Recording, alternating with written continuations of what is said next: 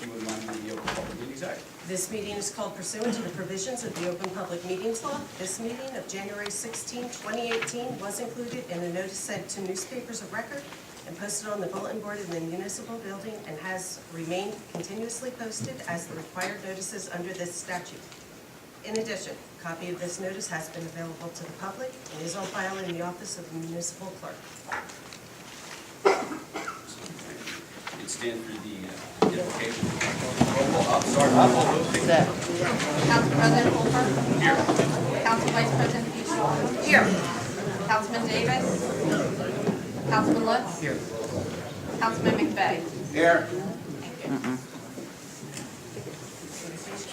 Okay, the invocation.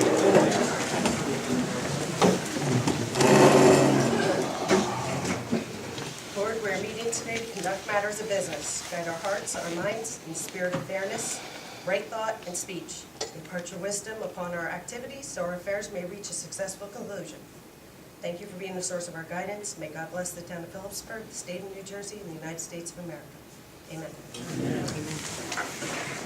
Pledge allegiance to the flag of the United States of America and to the republic for which it stands, one nation, under God, indivisible, with liberty and justice for all.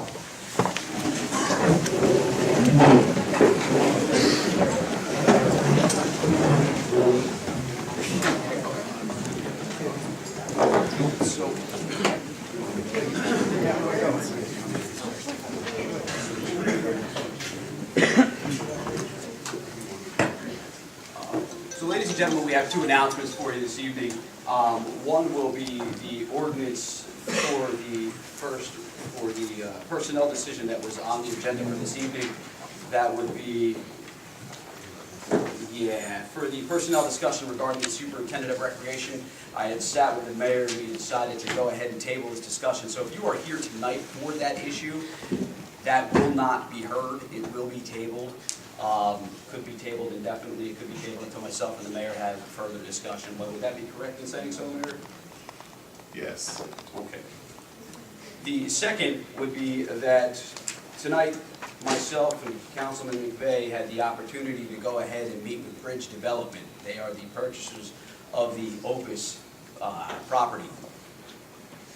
We have a commitment from Bridge Development to go ahead to speak with our local union representatives to bring in fair, responsible, and skilled labor, because that is the only way we are ever going to rebuild the town of Phillipsburg from the inside out. So we do have that commitment, and they are looking forward to working with you. I'm looking forward to seeing you put our local people at work, so thank you.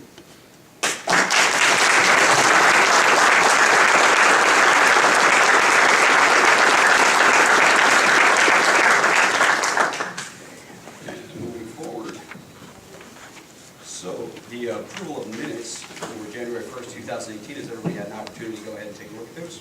Excuse me, sorry, Mr. Fulper, as the rest of the board, can you please speak up? Yes, ma'am. Thank you. How's that? Is that better? Fine. Okay, excellent. So can I get an approval of the minutes? Motion to approve the minutes. Second. All those in favor? Aye. Aye. Those opposed? Which is no one.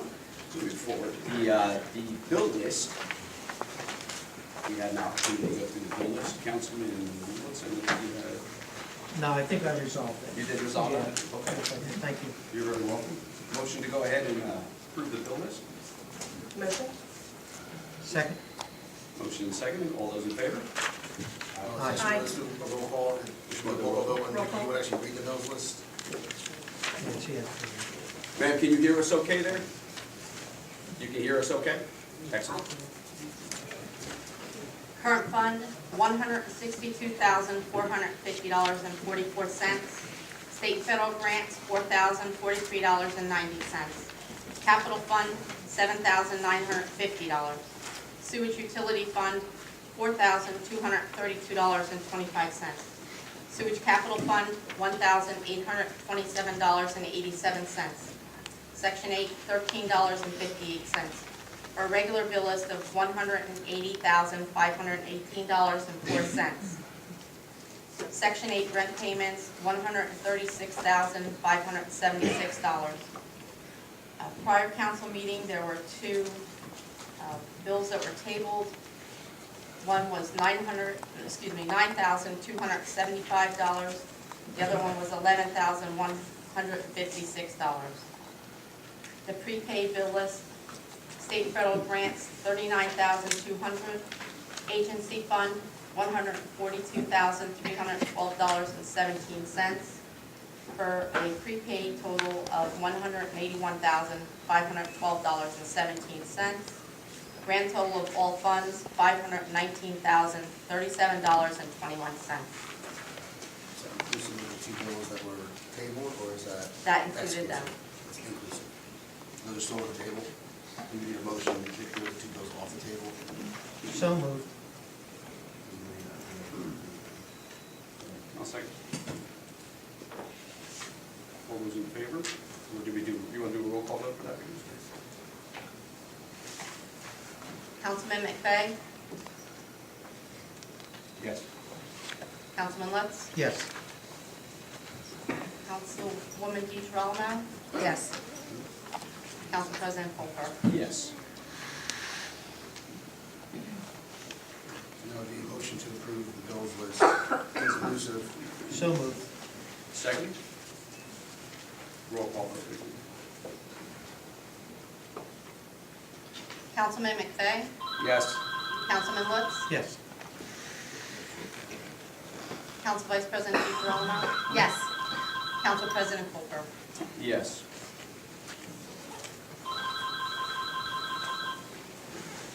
Okay.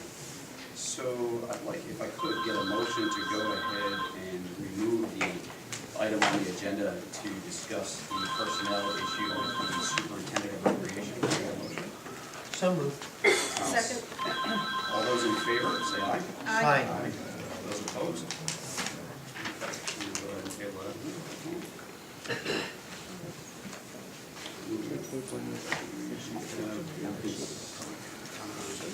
Okay, so we do have public comment on agenda items. Before doing so, it looks like we have a very large crowd this evening. I'd like to amend the time limit, if we may. So it'd be a motion to amend the rules of order regarding the time limit. A motion. Provided for each speaker. Currently it's set at 5, is whatever the council desires. 2 minutes? 3 minutes? 3 minutes? How's 3 minutes? That's good. Motion to amend for 3 minutes. Yes. All those in favor? Aye. Aye. Aye. Okay. Public petitions on agenda items. State your name and address for the record. I'm Joe Miner, I live at 392 South Main Street in Phillipsburg. Our 2018-22 Corliss Avenue retrofit investigation for $45,000. One big fat hooray. I'm glad you're doing it fine. Thank you, Mr. Meyer. Is there anyone else? Mr. Tibbetts, state your name and address for the record. Bill Timmons, 230 South Main Street. Item number 2018-14 AA, 15, 16, and 17. I hope it's just a typo. There seems to be rebates or refunds for construction permit fees in the amount for the first one of $67. Refund represents 80% of a $49 construction permit. Is that backwards, maybe? They're Yes. all four of those. It was, the permit fee was $67, and it's actually $49. So it's kind of written backwards, okay. And 22, I could probably bring up at another point, but the way that reads, professional services, having to be a licensed contractor for the state of New Jersey, to find out do I fall under the same purview as Van Cleef Engineering with my services. That it allows me to do a job without competitive bidding. And that would be, I guess, Mr. Leonard's purview. You asked me to look into that. So typically, The local public contracts law recognizes professional services as, That says I am a professional service provider in the state of New Jersey. So does that work the same way? Why? because the courts have recognized professional services agreements and professional services professions as essentially graduate school degrees, doctorate degrees, where it's something that requires an advanced type of school. And I'm not saying that as a pejorative, but what you went through was not advanced schooling, and you don't have the Constant, skills. so I mean, it's advancing every year. I have to take school. I can say look at that one. I don't think that's And the rest, since there's such an amount dropping here, I'll wait until the next meeting. Thank you very much. For anyone else?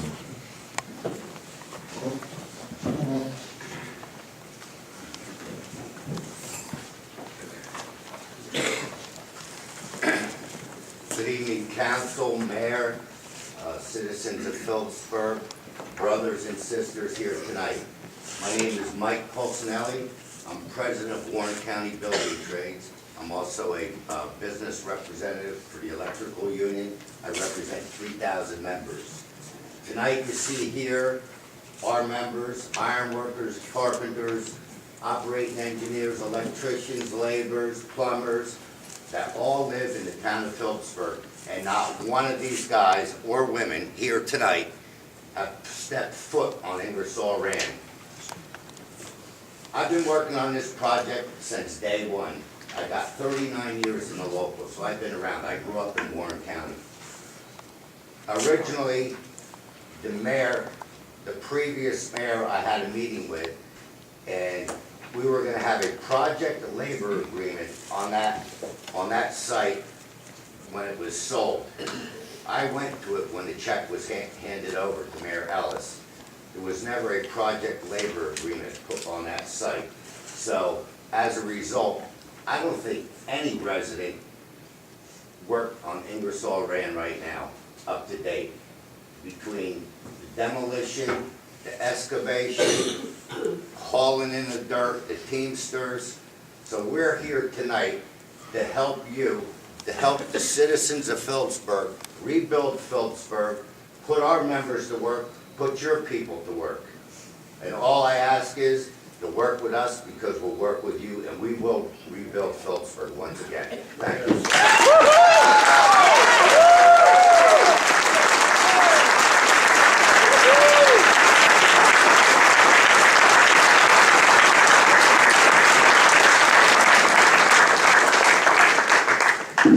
Thank you, Mr. Bolsonelli. Is there anyone else?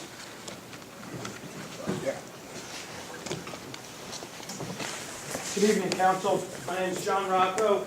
I'm the business agent for the operating engineers. I live in Blairstown, New Jersey, lifelong resident of Warren County.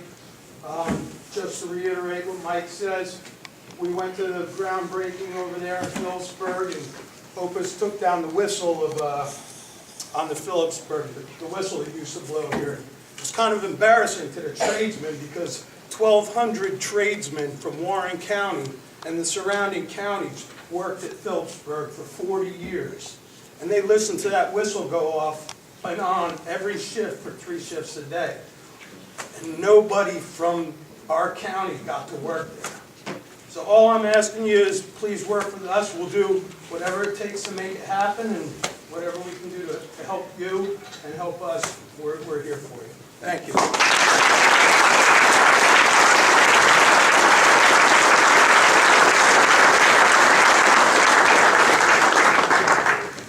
Anyone else? Going once? Okay. So we're going to go ahead and move forward.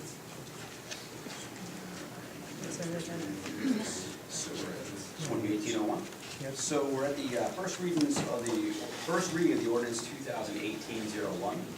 It's an ordinance of the town of Phillipsburg, New Jersey, county of Warren, state of New Jersey, renaming Anderson Street from the intersection of Railroad Avenue to the intersection of Lincoln Street pursuant to new NJSA 4067-1.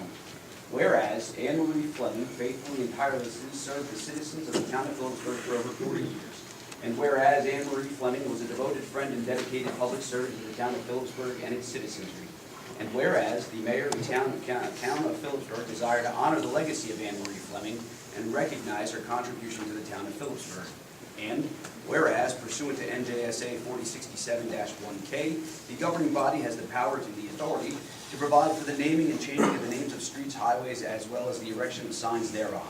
Now therefore, be it ordained by the Town Council of Phillipsburg, New Jersey, County of Warren, State of New Jersey, that the length of Anderson Street from the intersection of Railroad Avenue to the intersection of Lincoln Street is hereby renamed Fleming Drive.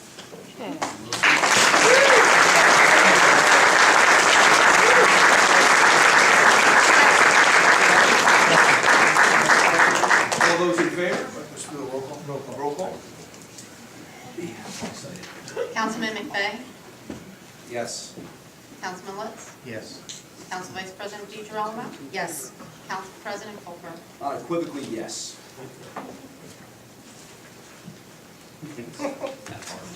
So we are moving forward. Looking at the consent agenda, was there any resolutions that the council members would like to pull off? Yes, I'd like 2018, 21, 22, and 23, just for discussion, not to pull them off. Okay. And I And believe, 25. and 25. Okay, so that would leave 18A, 19, 20, 24. 14A, 15, 16, 17, 18A, 19, 20, and 24 as part of the consent agenda. Unless someone else wanted those pulled off. There's some discussion. Does anybody else have any discussion on the ones that were the consent agenda? Motion to adopt the consent agenda as amended. Motion to adopt the consent agenda as amended. So moved. Second? All those in favor? Aye. Aye. Aye. Who's opposed? Okay, so we'll move to the first one for discussion, which was 2018-21, a resolution approving a list for towing services within the town of Phillipsburg for year 2015. Councilwoman DeGirolamo, your discussion? First, on the resolution, it states 2015. I want to make sure we're talking about 2018. And this says Stu's Towing out of Washington, New Jersey. I believe previously we had a local company doing the towing. We still do have a local company doing it. This is a For the heavy duty. Didn't H&K. somebody Yeah, else, did. H&K did it H&K previously? did it. And they Okay. still are, but there's, this one, they do heavy duty truck, and we have one other heavy duty truck, so in case they can't make it, we have a backup. This is just a backup then? Very good. 2018, 22. Okay, 2018-22. Excuse me, once again, can we speak up a little louder? Yes, Sorry. ma'am, I apologize. 2018-22. Face the mic toward you. But don't just rely on the mic, because it's a lot off you. I will yell as loud as possible for you. Thank you. You're very welcome. So we are moving to 2018-22, correct? Yes. Okay. Your discussion on the resolution authorizing award of contract for professional services with Van Cleef Engineering Associates for preliminary design of municipal building alternatives. Councilwoman DeGirolamo? Yes, so 2 questions. One is to Stan. Stan, are you in the Ready? building? He isn't. There he is. So the reuse, is that for just retrofit or is that a total fit out? Total fit out. This was requested without detail in Right. executive session that we look at preliminary plans for 2 alternatives. One is to retrofit Corliss for municipal needs as a municipal building, and the other is to go with a new municipal building at Hackett Street. Are we looking at just strictly moving condition versus getting the entire retrofit? Well, retrofit required, it's required to have a move-in condition. It is yes. going, okay. Yeah. So that, but that's satisfying moving condition? Define moving condition? We'll be able to move right in. Yeah, Okay. what I envision in Corliss is gutting the building, remediating the environmental concerns that we've been discussing for months, Correct. and then retrofitting into the modern needs of the municipality. And we'll do that concurrently with a design for Corliss, and then, for Heckman Street, and then the council decide at that point which one they want to proceed with preliminary plans for. And we're doing this concurrently with the design of the armored And second question, I'm not sure if anybody here can answer it, Bob or Lucy. Was this part of the capital expenditure we had planned in 2017? Is this in addition to that? It is in addition to that. Okay. I believe it was 90,000 we had planned in capital? For the design and construction, or the design Move and engineering, and all that. there was $100,000 set aside for moving and for additional amenities over at the Freeman School. It was not part of the $45,000. Okay, so this would be a Above and 2018 above and beyond? Okay, that's all. Great, and you have the extended 2018-23, which was a resolution of the town of Phillipsburg County, New York State of New Jersey, authorizing the execution of an agreement for continuing disclosure agent services with Phoenix Advisors LLC and appointing Phoenix Advisors LLC as the town's independent registered municipal advisor. Your discussion, Councilwoman? Just same question, was there anybody local that bid on this? Or is this a carryover? This is, I'd like to make Council President. Yes, sir. This is a fairly unique service that is provided by Phoenix Advisors, so what they do is make sure that the town is maintaining its compliance Can you with. speak up?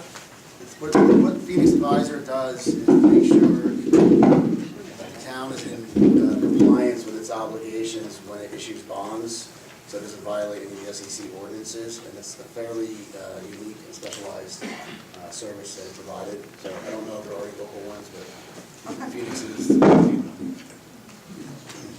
Yes, sir. Can I go back to 22, please, Stan? Yes, sir. Stan, do you have any idea when we can have that done? What's that? The proposals for both, I'm looking 2 months out. 2 months? You know, working with my sub-consultants, it's a schedule we're looking at. Thank you. That's all I have, thank you. The next item on the agenda that we had to discuss was 2018-25. I believe that was the resolution authorizing the town of Phillipsburg to execute a shared service agreement between the Borough of Alpha and the town of Phillipsburg for clerical assistance. Mayor, if you wouldn't mind, could you elaborate on this agreement, since council and I were not in office at this time? Right. Originally, Donna Messina was working for the town of Phillipsburg, and she was being loaned to the town of Alpha to fill in for their clerk who was on maternity leave. It turned out that they needed Donna more days than we originally agreed upon. So what we did is we transferred Donna's employment to Alpha, which made all the sense in the world since they were paying more of her salary, and we kept her 1 day at Phillipsburg to help out with the abandoned properties program and some other extra work. She was actually doing some receptionist at the new Freeman building. We found that people tend to roam around a little bit. So it was just 1 day, I think $15 an hour, so something like a seasonal employee. And again, she was a benefit in my opinion, and that's why I went along with Greg Dunwell on the agreement. Mayor, although she was a benefit, would you be open to, I know that you and I just had a very candid conversation in the back, would you be open to the termination of such contract with Mayor Dunwell and let him take on the expense? That isn't something, a decision I would make tonight. I need to talk to Mayor Dunwell. Okay, so would it be fair then for you to work together, for us to table, would you rather us table that and vote on it next time, or we could vote on it today? I'm trying to think of the consequences that could occur in Alpha with Mayor Dunwell and his council. They've been passing resolutions and signing resolutions with the understanding that the formal council was somewhat agreeable to it. Now, there's a change in thinking. I would have to ask, if you don't table it, what happens?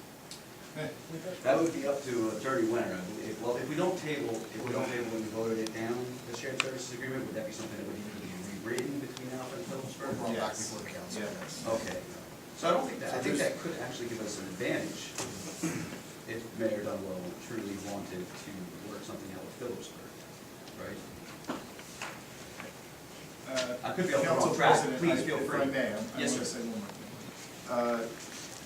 The shared services between the Borough of Alpha and Phillipsburg are probably the best example of shared services from Cape May to High Point. You have the police department, you have the court, you have the court clerk and all their staff.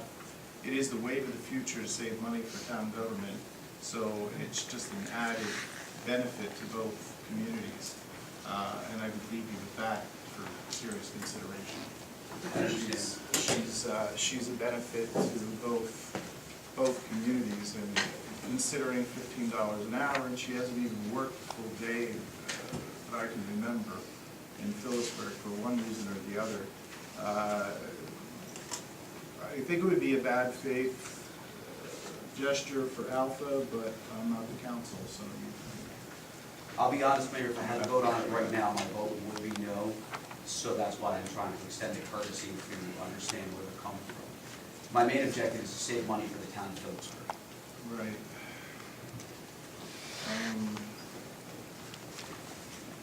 Again, I need to talk. I understand. There. So the council should. in the spirit of being courteous, I would like to then go ahead and move the table to that, and hopefully you'll be able to meet with me sometime this week or next week. Sure. Mayor Dunlop? Sure. Before the next meeting? Mm-hmm. All right. So if that's okay with council, I would like to motion to table 2018-25. Motion. Second. All those in favor? Aye. So we can go ahead then with motions 2018-21, 22, and 23. I believe they were all under consent now that everything's been verified, yes? Yes. Okay. Motion to go ahead and approve 2018-21, 2018-22, and 2018-23. All those in favor? I need a motion. So moved. Second. All those in favor? Aye. Aye. Opposed? Okay, so the next is new business. Is there any new business? Yes, I have something, if you don't mind. I don't mind at all, Councilman. It seemed like I was blasted on the email or internet, however you want to say it, because I'm not on it.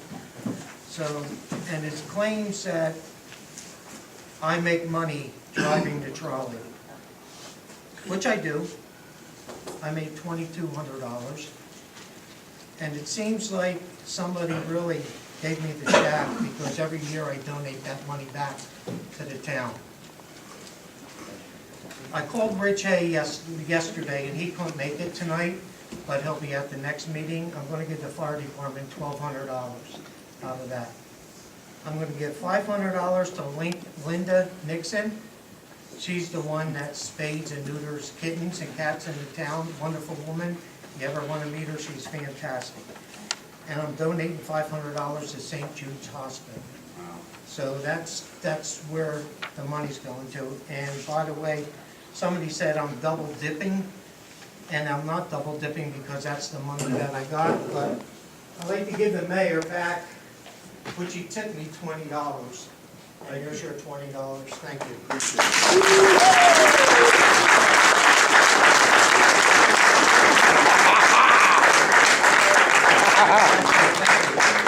Yahoo! Councilwoman Israel? Nothing. Nothing. Under new business, there were some issues. I would like to discuss the possibility, Mayor, of bringing Eric Einholz before council or the Ars family for 34 Heckman Street. I know that we had talked about a habitability hearing at one point in time, and that was with the old council. Things have not changed, so I would like to bring the Ars family in here, since they are the deeded owners of that property, and discuss that with them. The Moore family is currently still suffering, so I would like to find out where they're at, and maybe even make the necessary repairs or clean up the building. This way we can enhance the quality of life for the Moore family. Okay, this has come up before, and former council president Tersigni has brought many of the building owners in that didn't meet standard in front of council. The only thing I would tell you is that is the construction code official's responsibility. I think Attorney Leonard would agree with me. Yes. Yeah, so I will talk to the construction code official. If he puts that on his list, they'll be there at the podium. But what was happening is we had people riding around, certain council people, picking out houses that they felt were in poor condition, but it was kind of haphazard and wasn't following protocol. And again, I think the town attorney would agree with me. Kevin Duddy would be more than happy to go look at the facility and rank it. Right now, the building on Stockton Street, that of course is number 1, it was the fire, and that's coming down this week. Allow me to talk to Thank you. I appreciate it. construction code official Duddy, and if you want him in here, I'm sure that he will push it up. Thank you. And the last thing I had emailed you earlier this week about 3 Front Street. Were you able to reach out to Ms. Berger regarding 3 Front Street? No, I was not, but we will. I'll go back and check the emails. Thank you very much. I truly do appreciate that. That's all I have for new business at this time, Councilman. I do have one thing, and speaking of habitability, which sparked my mind, I had many of opportunity to go on Irwin Street, Star Dollar Cleaners. As I sat in the audience before, I know there was some hearings on that. Council President, you and I have been there a few times. The neighborhood is infuriated with it. There is now police activity that's going on there because it's becoming a hangout, and that's something I'll work with Police Chief sitting around talking as far as getting some cars going up and down the Fillmore and Irwin Street. And that's kind of near and dear to my heart. Mayor appropriately just said, and I'm very thankful to hear that we're going to get the building down in Stockton. There's other buildings in this town that need to be taken down and taken down quickly once the appropriate process has been heard. I like to blow that thing down and make a community garden for all of Fillmore and Irwin Street, something this community has never seen. And that would bring that whole network of that section of town together, and you'd have, and even where the new municipal building is currently, or temporary, how we're going to call that, folks can actually go down there on their breaks and enjoy that. That'd be something that would really brighten the town, in addition to pull the neighborhood together instead of seeing what we saw. The old Lester Saloon packed with trash? I never saw anything like that. That's something I'm going to be a little tenacious on moving forward. I just wanted to throw that suggestion out there. I think it's not council, we can put suggestions to the mayor's office. I think it's a pretty good start. Thank you. Yes, sir. You heard the mayor speak about the building on Stockton Street. There is attempts to demolish that building. They went in there and discovered an old gas line, a 4-inch gas line that was still active. So in order to demolish the building, which obviously is a hazard to the area, we need to get Elizabethtown Gas in there to disconnect the line. It's out of season right now under the town code for road opening permits, and there is I'll say a surcharge that is applied for the town code if you open a road out of season. Elizabethtown Gas has asked that the town council waive the cost of that surcharge so they can go in there and actually disconnect the gas line. In exchange, they're not going to charge the town for disconnecting the gas line. They're going to do it's a quid pro quo, so to speak. So if the council's inclined, it is a health hazard. I spoke with Kevin Duddy this afternoon. He recommends doing that immediately. And if the council's inclined, I'll entertain a motion to waive the road opening permit for Elizabethtown Gas in exchange for Elizabethtown Gas. I got a question. Councilman? Doesn't the owner, isn't that the owner's responsibility? It should be the owner's responsibility, yes, but it's an emergency right now, and the town needs to. Well, do we go after him then for the opening? We could do that, yes. I think we should. I mean, if it's a town, if Joe Capuzzo owns that property, I think he's responsible to dig it up and to shut them in if it's his property. I think it'll happen automatically. The lien. Okay, thank you. That's what I wanted to hear. Okay, so because it is an emergency, they will remain on the property? Yes. This is my understanding, and it's also a danger to the residents in the area. But I make a motion that we go ahead and do the emergency so we can dig it up. I will second the motion, Councilman. All those in favor? Aye. Aye. Those opposed? No. And I believe the next is the old business. The old business with regarding the mayor's attorney bill, I had discussed that with the mayor. We will keep it tabled for this session and discuss it at the next council meeting. The property lien on Irwin Street, I would like to motion, is Ms. Callery in the audience? She's not here this evening. I guess we will have to go ahead and keep that tabled as well until Ms. Callery can come before us. The next is the kiosk. Mayor, if you don't mind, since you are here, I would like the motion to untable the kiosk portion so we can go ahead and discuss that. If that's okay. So moved. Excellent. All those in Second. favor? Aye? Aye. Excellent. Mayor, as you've seen on some of the YouTube videos, what we would like to do is repeal and replace. So we'd like to get with you to rewrite the kiosk. Obviously, we can't use the transit lot, right, because of the lease. So what we would like to do is rewrite the parking ordinance so it's more friendly towards the businesses and at the same time profitable to the town of Phillipsburg. We're not saying no, we're not saying that it's a horrible, horrible idea. I'm saying that we'd like to get with you to discuss it first. Okay, you know the history? Of the transit lot, yes. Of the Riverside lot, I do not, sir. The Delaware River Railroad excursion overall, Yes. 20 years, Yes, sir. out of red penny to the town of Phillipsburg. Yes. Okay. I came into office, I saw this operation, and I made one decision, and that this town should make money off that tourist destination. There is no doubt. There are some stores and some restaurants that do make money, and some I know make some money on reservations. So does Mariana's, and I believe La Bella Vita. Everyone else is left out in the cold. It's a tremendous impact upon our infrastructure, our roads, our parking lots, our police, our crossing guards, illumination of the streets at night. It's a very dangerous operation. Kids are jumping out in pajamas, running across the street. Cars, if Market Street gets filled up, they turn in the middle of the road with no police protection. It was chaos when I first saw it. I couldn't believe what I saw. There's, just to give you an idea, for Polar Express, there are 30,000 people attend that event. 30,000 people without an operations plan and or indemnification.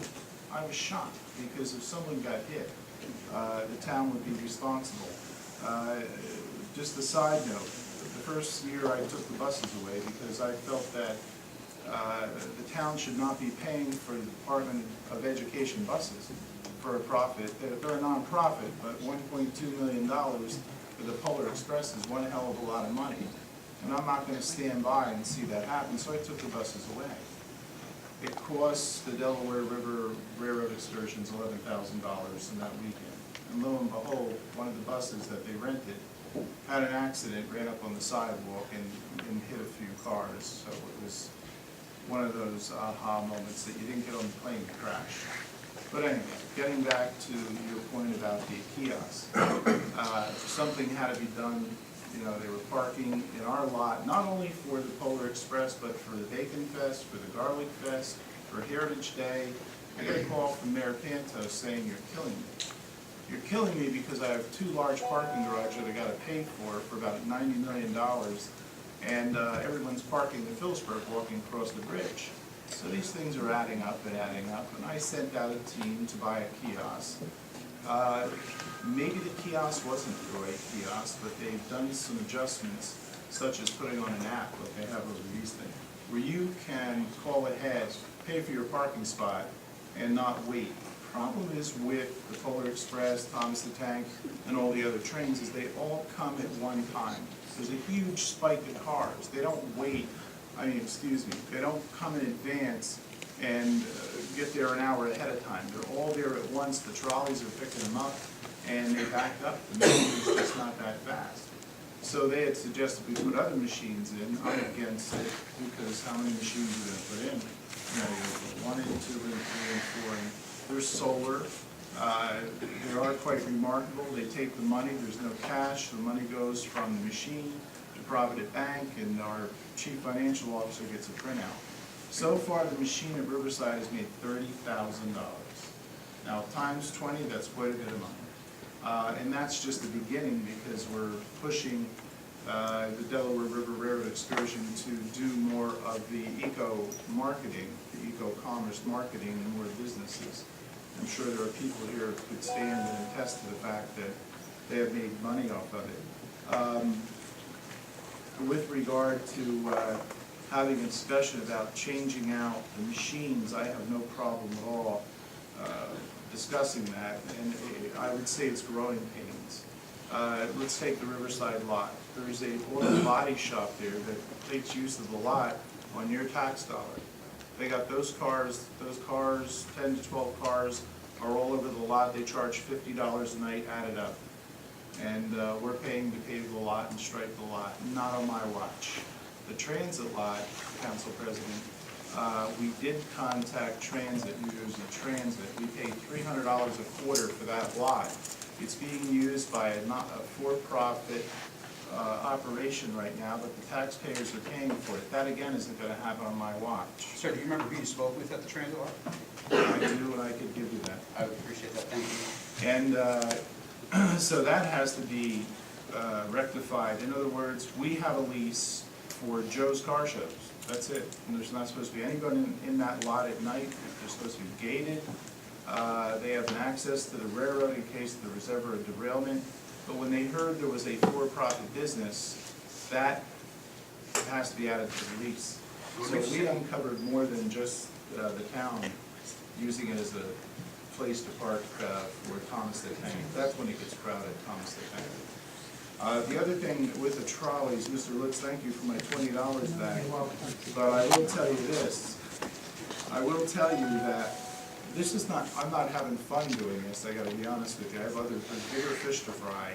But when you see something that's a safety hazard and the town's not making any money while someone's making millions, yeah, I'm gonna jump in and get roughed up. And I did get roughed up when I took the buses back politically. But I will tell you that not only do we get roughed up there, I get roughed up by the school board. The school board will call and tell me Mr. Lutz is out on sick leave, and but he's driving the trolley. You know, I really don't need that kind of, to be honest with you, I'm just being frank. I don't need that kind of conflict. I got enough of my own. The only thing I would mention, Mayor, before we move forward, is this probably wouldn't be the venue for that. I understand that. Okay. Maybe this wasn't. No, I understand, and we're gonna have that conversation. Wow. Wait, People hold it down, please. with all due respect, I don't think there's any noise. and the only thing that I'm asking is for civility, right? The mayor came here this evening, he shouldn't be attacked, Councilman Lutz should not be attacked, and I think the only way that Phillipsburg is gonna progress is if we show each other some type of civility. So the only thing that I'm asking, and I wasn't being rude, Mayor, I apologize by cutting you off, No, I'm just trying it's to quite stop fine. it in its tracks, and you're right. So It goes before, both ways. sir, I truly do, and I understand that sometimes it does take a bigger man, so I'm just asking you for this time being, because I do see a light at the end of the tunnel, especially after that conversation you and I just had. So I really think that this council can get along and move forward, and the last thing I want to see is fighting up here, especially after the last council, right? So I really think, and I'd like to see that. So, as stated, yes, we will disagree, but the Councilman Lutz, maybe this wasn't the venue, however, you can understand, it was on Facebook, right? Again, let's move forward. Let's do that. I have no problem whatsoever. Again, I'm just saying, it is a heavy lift to organize something of that breadth and width. It's unbelievable. I imagine your phone rings all day long. Sometimes it's me calling you. It's all the bus drivers and all the trolleys and all the residents that took my parking place. I could go on and on, but I won't. It's my job.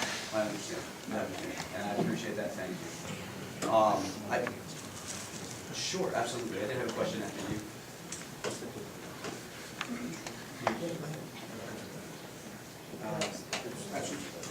You wanted to speak with the mayor regarding? Yes.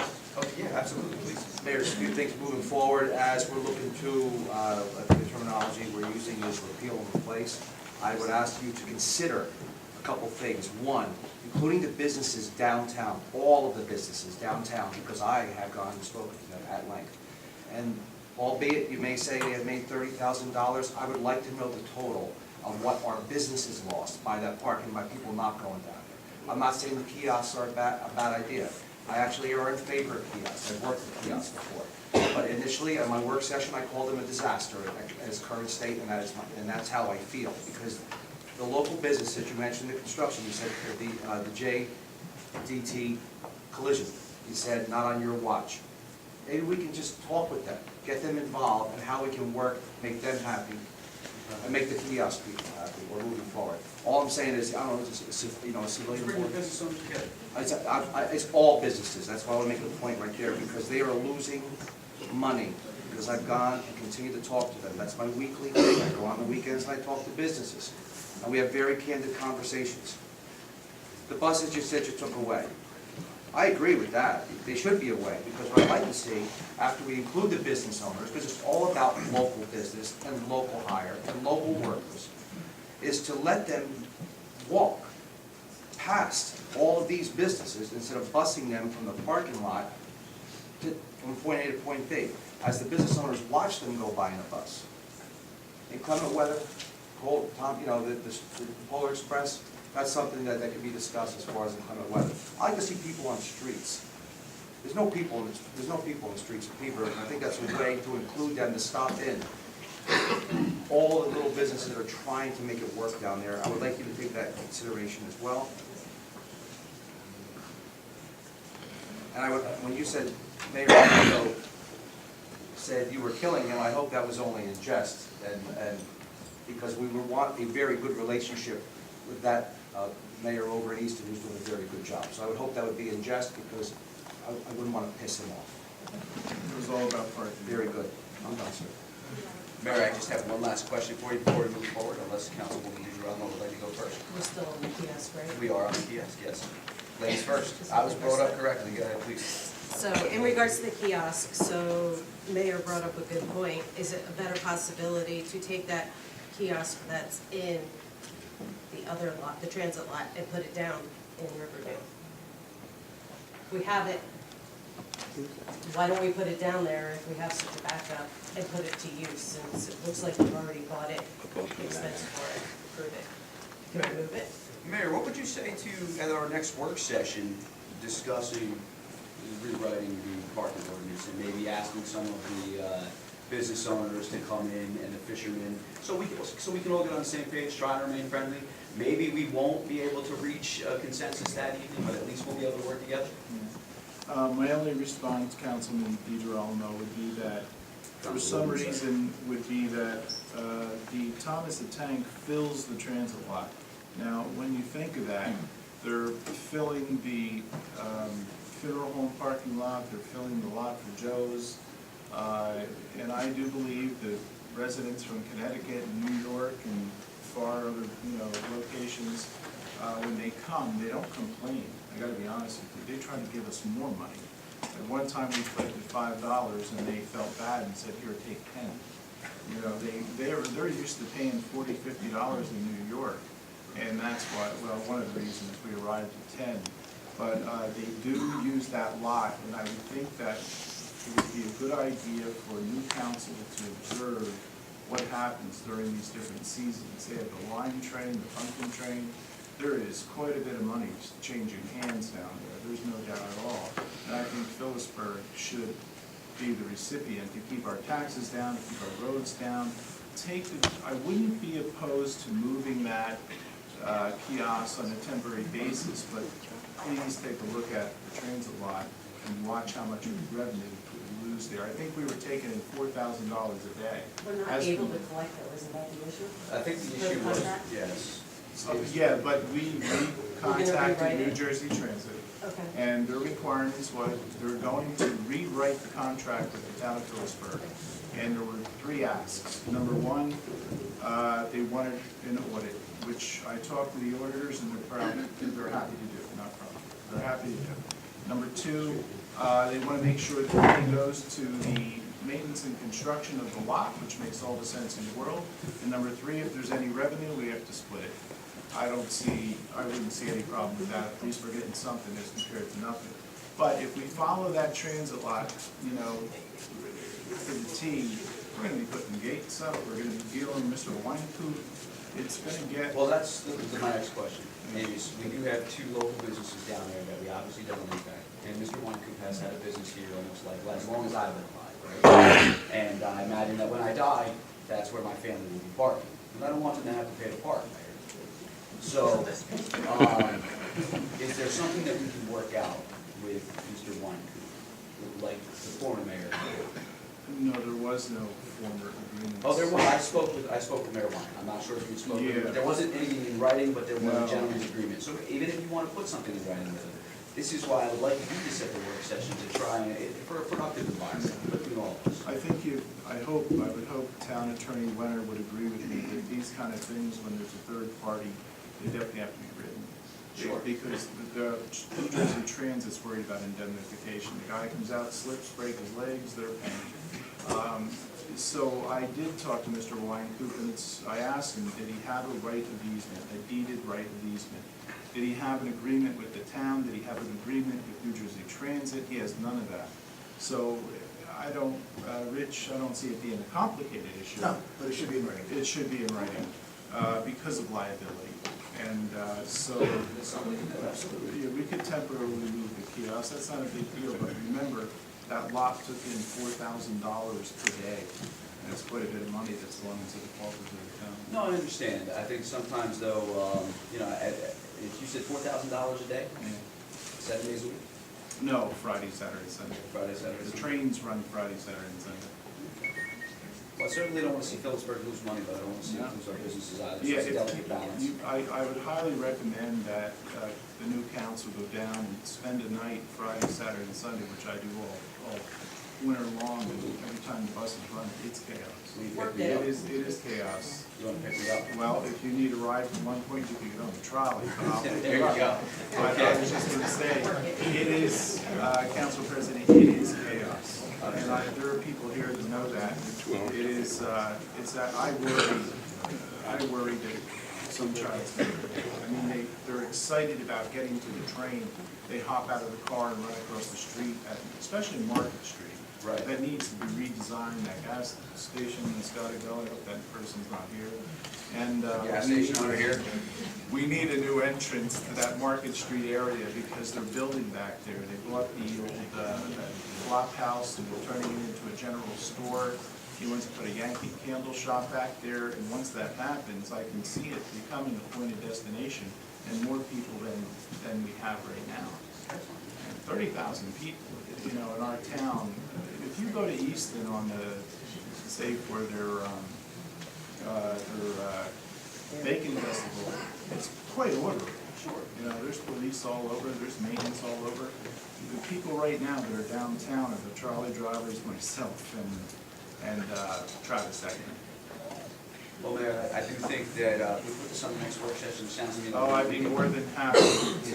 Excellent. It sounds like we can have a very constructive conversation. Because, without a doubt. yeah, you do get worn out putting up Christmas lights and things like that. Well, if you ever need help, I'm more than happy to help you. Okay, yeah, I'd be more than happy to do that. Okay, excellent. So it looks like we will table all three, and we'll put the key out to the next work session to work with the mayor for what we will call repeal and replace, but I have a feeling it's going to be more like a rewrite and replace with the mayor's blessing. So, sounds like that's, Councilman, are you okay with that? I am, and being the liaison to the police department, the difference between Easton and Phillipsburg is there's no traffic action plan. So just because you put cops on corners. Yeah, I know. All right, so this is subject matter expert right here, so I will work with the chief and tasking and come together and let's see what he can come up with the staff and try to get a traffic action plan down there and traffic flow in coordination with everything they do need for the safety you mentioned for the children, which is obviously very, very important. That goes with lighting. You will find, Councilman, that we started a special use permit that involves crowd control, public safety, and traffic control. That's not perfected, it's brand new, and we moved pickup spots around to get the trucks and the buses out of Union Square. You know, they turn into that lot. It's very difficult. So now they stopped the crosswalks, which was part of Kelly Poshidi's idea, and it worked quite well. So you will find some documents in order, they have not been refined. We'll get them. Excellent. Councilman, did you say that something? Yes, a couple of weeks ago, they brought up about the 9 spots down at Riverside Way. I know there were 3 for Jimmy's and 3 for the mechanic shop there, and 3 for the beautician shop upstairs, if I'm correct. Mayor, is that right? That is correct, yep. Okay, I'd like to make a motion that we give the 3 spots to each people at $1 a spot per year. I actually think it's business friendly.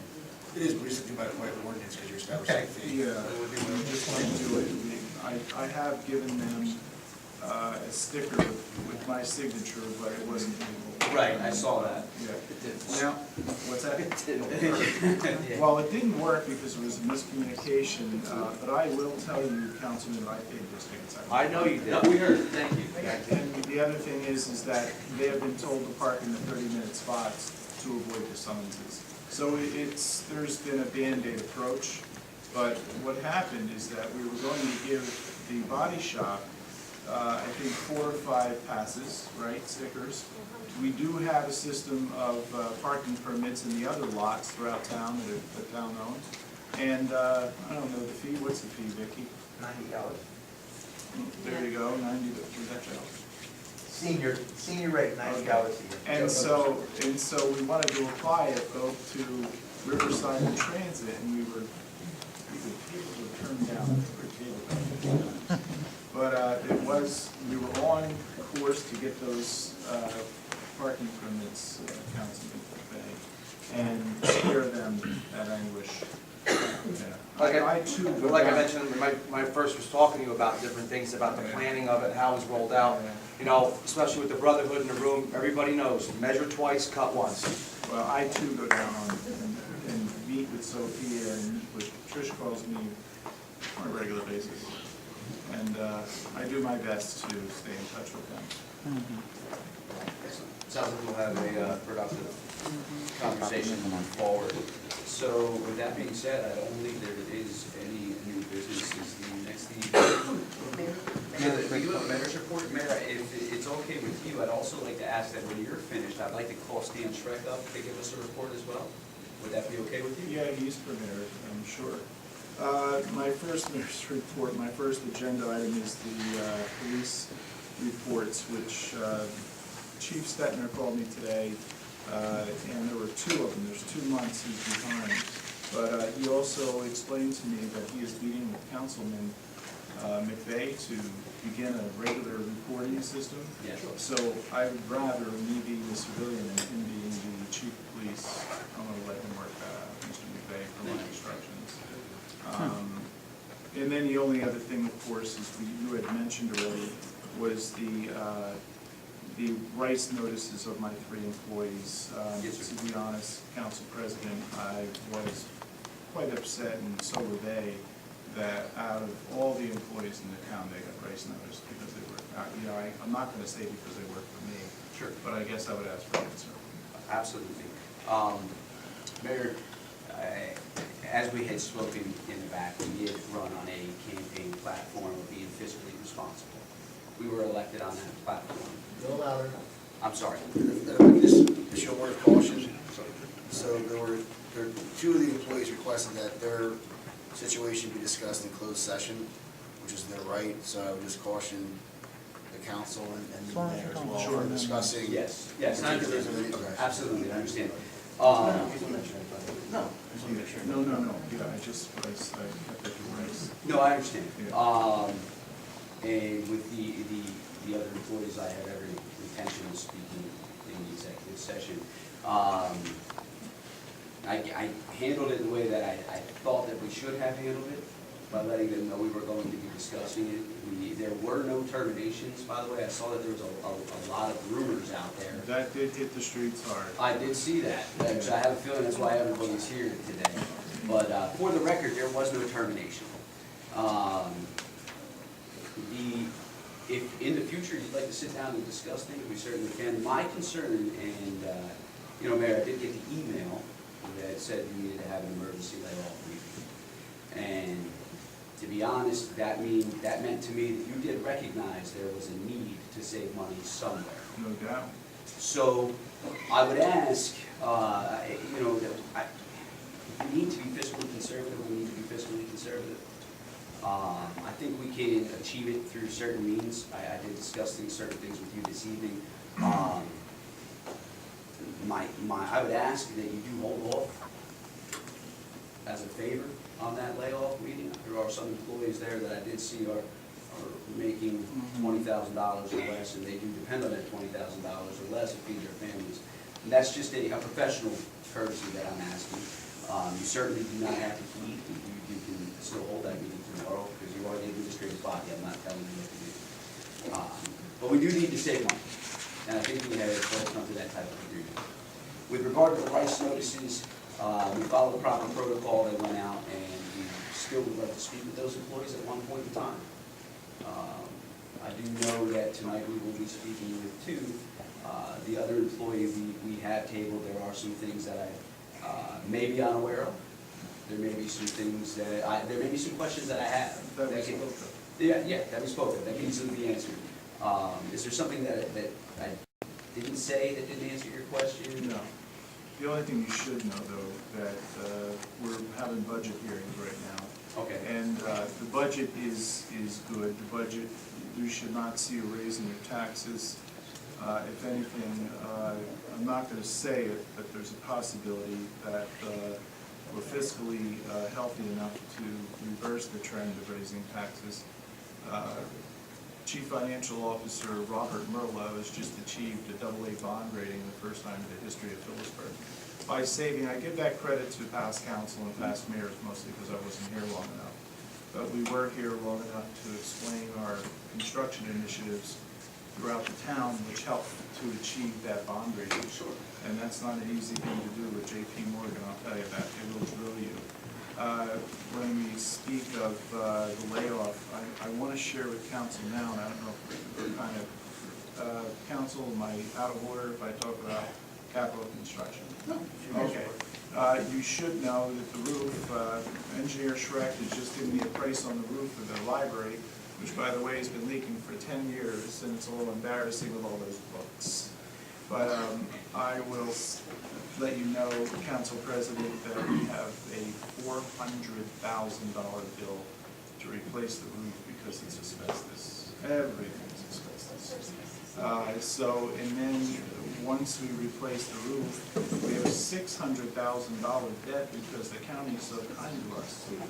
Of course, I'm being sarcastic. I understand. Yeah, so we got $1 million that I'd rather not take out of the AA bond rating, how can I say it, bank account, because it's going to lower the AA rating. So there is some concerns that we have to talk about, cutting back somewhere, somehow. Sure. That these individuals don't take the hit of deferred maintenance. Correct. The last thing I want to see happen is people out of work, especially our own people. Oh, So what we're trying to do is hire. Like I said, maybe we can come to some type of agreement, maybe even hire some of the local floor guys in the room to take care of that roof over there in the library. What do you say? Good luck with that. Well, listen, I am certainly a friend of the library. No, it's that, what it means is that it's a overwhelming job. They can handle it. Yes. Yeah. So, guys, I just remember civility, please.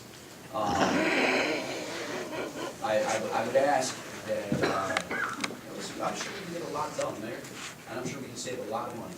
Right. Okay, but we are friends of the library. We definitely want to be able to take care of that roof. Maybe there's something we can come up with. I'm not exactly sure what just yet, but There's options of banding and doing other things, but with. I don't want to see a mold issue at the With the library. municipal, we are very, very, very lucky there is no mold. Okay. It's leaking for over 10 years. They have a system of chutes and ladders to get the water down into 55-gallon drums. Engineer Schreck would share that the membrane is basically deteriorated for the most part, correct? Library. Yes, for the entire roof, and it's really a shame because the part of the library was re-roofed probably, I think in 2003. 10 years It old. wasn't that far back, but there was absolutely no maintenance. There's trees growing out of the drains, there's lawn growing on top of the roof. There just hasn't been any Someone maintenance installed a whatsoever, fence. deteriorated. The older part of the library has asbestos membrane, it's going to cost money to remove that. So there's various options that we're going to have to look at. I think $400,000 is an upset of what we could do. 22, I'd be inclined to go back with some type of a pitched roof so we don't have to have these problems in the future. But I'll give a further report later, but there hasn't been maintenance at all on that roof structure. Council President, another council president, I will share that the loan that we obtained to rebuild the police station municipal building, we may be able to absorb that cost of the library in that loan because of the asbestos. It's all asbestos based. Would we be able to put that out to bid? Oh, yeah, it goes out to bid, and again, to the union workers here, any town work, of course, is union work. And so there's a roof, and not to mention, I think the environmental infrastructure grant that we kind of stole from Jersey City is up to $20 million, which is also all union work. So hopefully you'll be employed for a while. But yes, we can approach it in that manner. This is a discussion. No, I understand completely. From my perspective, I'd like to It's fix the roof or cut back on services because of the county's decision to build a new library. You follow that? I sure do, and I can certainly arrange discussions with the county to see if we can get anything out of them, if anything at all, but I certainly will try. We were going to try that. Thank you. You're very welcome. Mayor, do you have anything else? No. Thank you, sir, for your report. Thank you. Mr. Schreck? Please.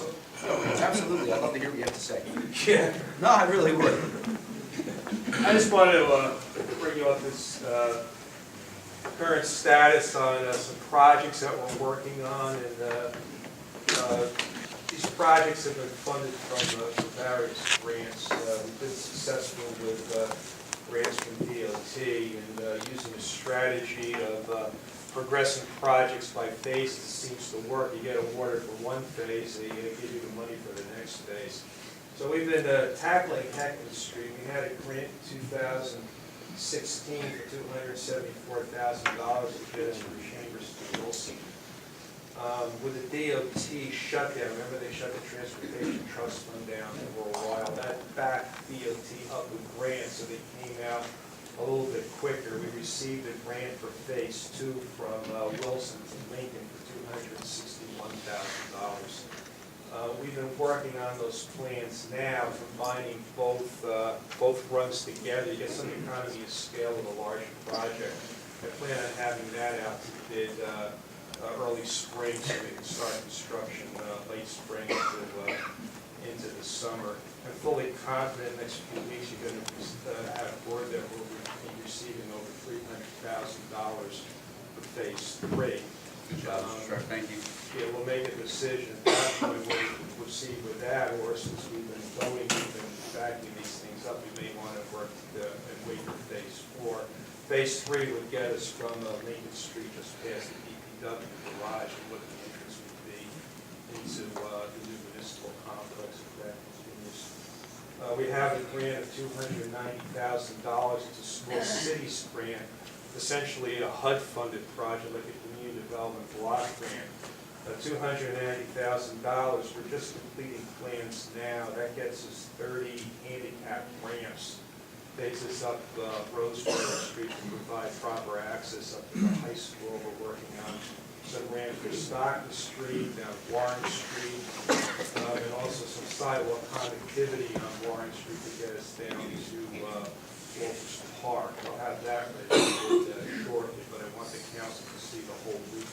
And Stan, could you explain that the problem, there's pre-existing ADA ramps there, however, they were installed prior to federal and state regulations? Yeah, that's a lecture in itself. I know. The ADA requirements are federal law.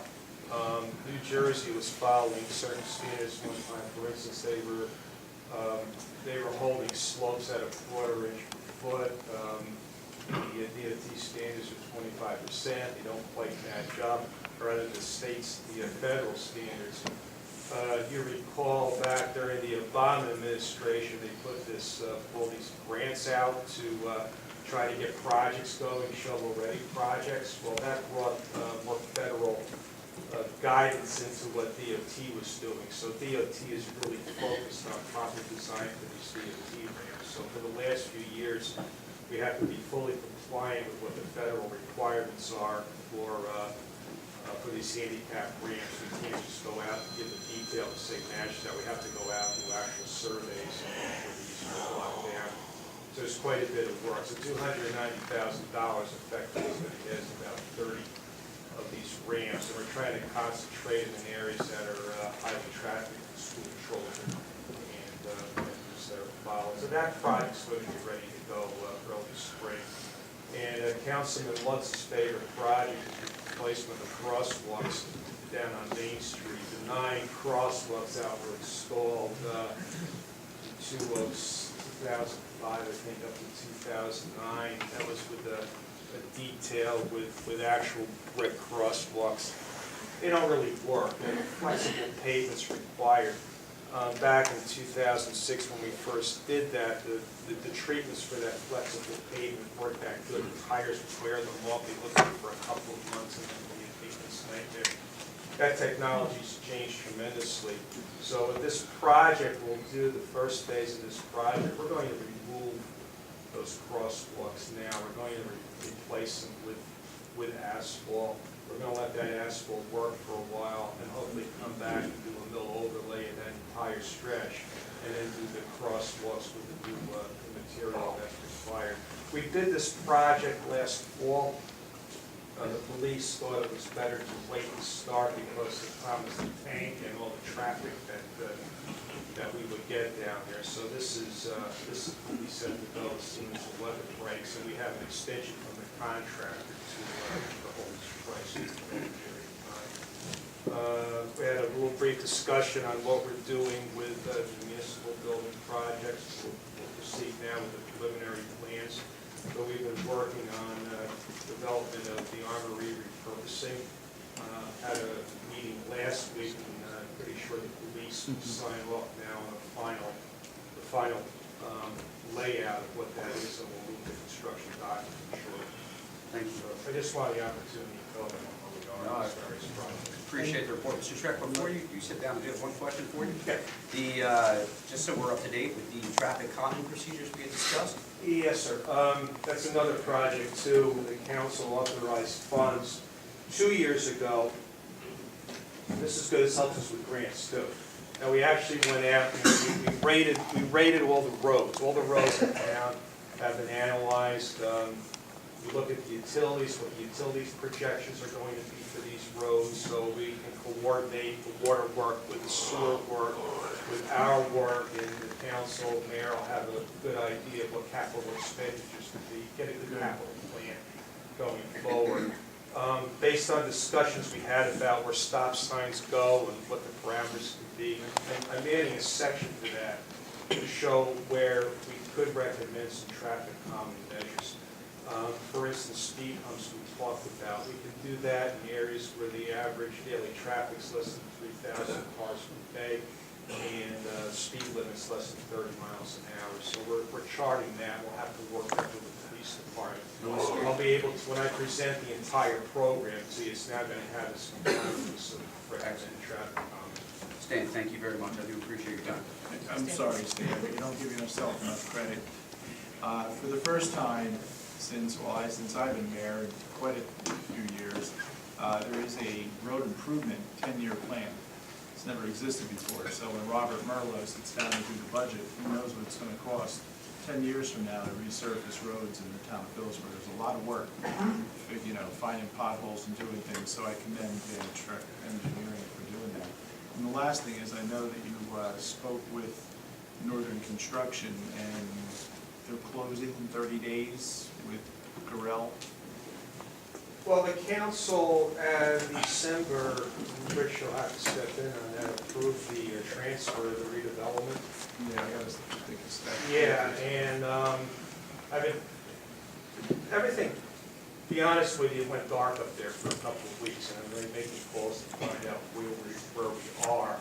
This is my last conversations with Bridge Development. They were supposed to be back to me with compliance plans from what the planning board required is.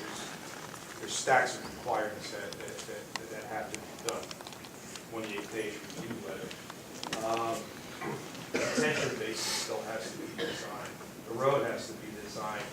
Our initial conversations with Bridge is that we want to get in the ground in February. They're a long way from getting into the ground at this point until we get that back. So after my calls today, they're in receipt of what the transfer is, but there's documents that need to be signed and they're in the town, so that has to be done. And then we can go and close. Everything's good, but we have a little bit of paperwork. And a comparison between Bessie and Toll, Durrell, compared to Northern Bridge Construction is like night and day. No disrespect. Yeah, it's bridge development. Right, Bridge Development. They will be well-funded in building much quicker than the prior. Absolutely. Yeah, which is good for jobs. Thank you very Thank much. you, Dan. Dan. Thank you. Excellent. So the next item on our agenda is public petitions. So this is the point in time where the public can come up to the podium and speak, yell at us. No, please don't yell at us. But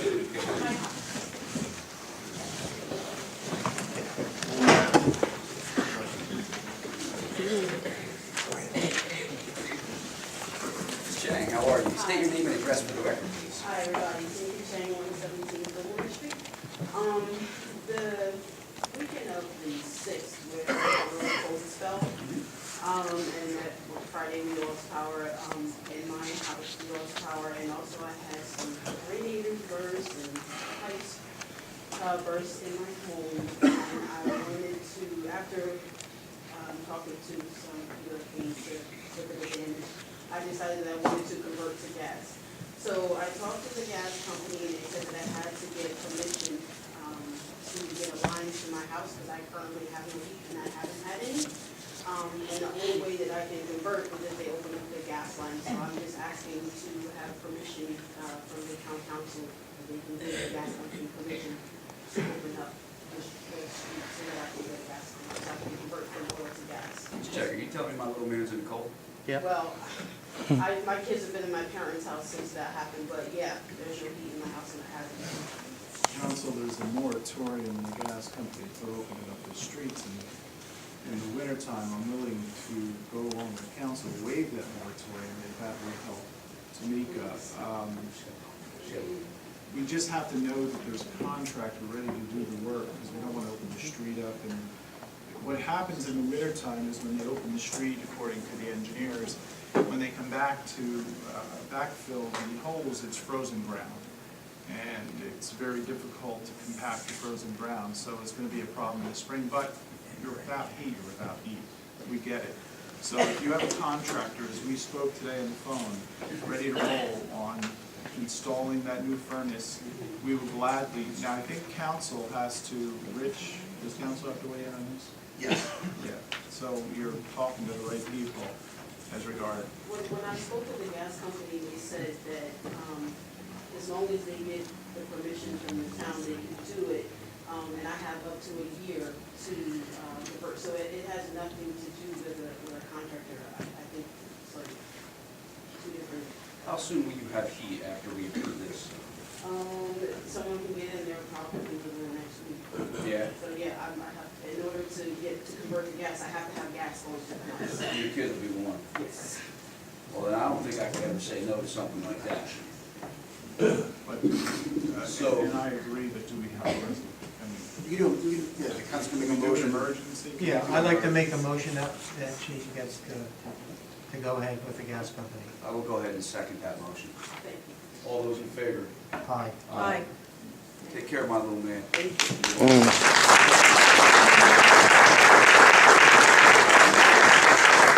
Hi, how are you? State name and address for the record, okay? Heather Klein, 34 Valley Circle. I hate public speaking, so I'm really sorry, I'm nervous wreck. But I'm just coming here, my son came home crying yesterday. He didn't hear this from me or from home, but from the center, about Miss Kelly.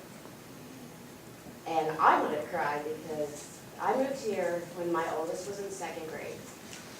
And I got divorced back in 2009. You want to know the whole story, but I moved here when he was in 2nd grade. My children have gone to the youth center. And I worked at the hospital for 15 years. Now I'm here in Phillipsburg. I do dialysis. That day it snowed, half day. My job starts at 4 a.m. I can't just leave. I have a pod of patients, and there was 4 of us. We each have 3 patients. I just go, and there's a code putting lives at jeopardy. I cannot just leave my child. I called the youth center in a panic and said, are you going to be open? What am I going to do with Noah? And they're like, we're working on it. We don't have staff here now. They went crazy trying to call their staff in. They called their staff in and got in. They called me back, and I'm sure they got flooded with phone calls. Tell me that Noah was okay. And then, you know, they knew, like, I don't pack a lunch for my kids, I buy them lunch.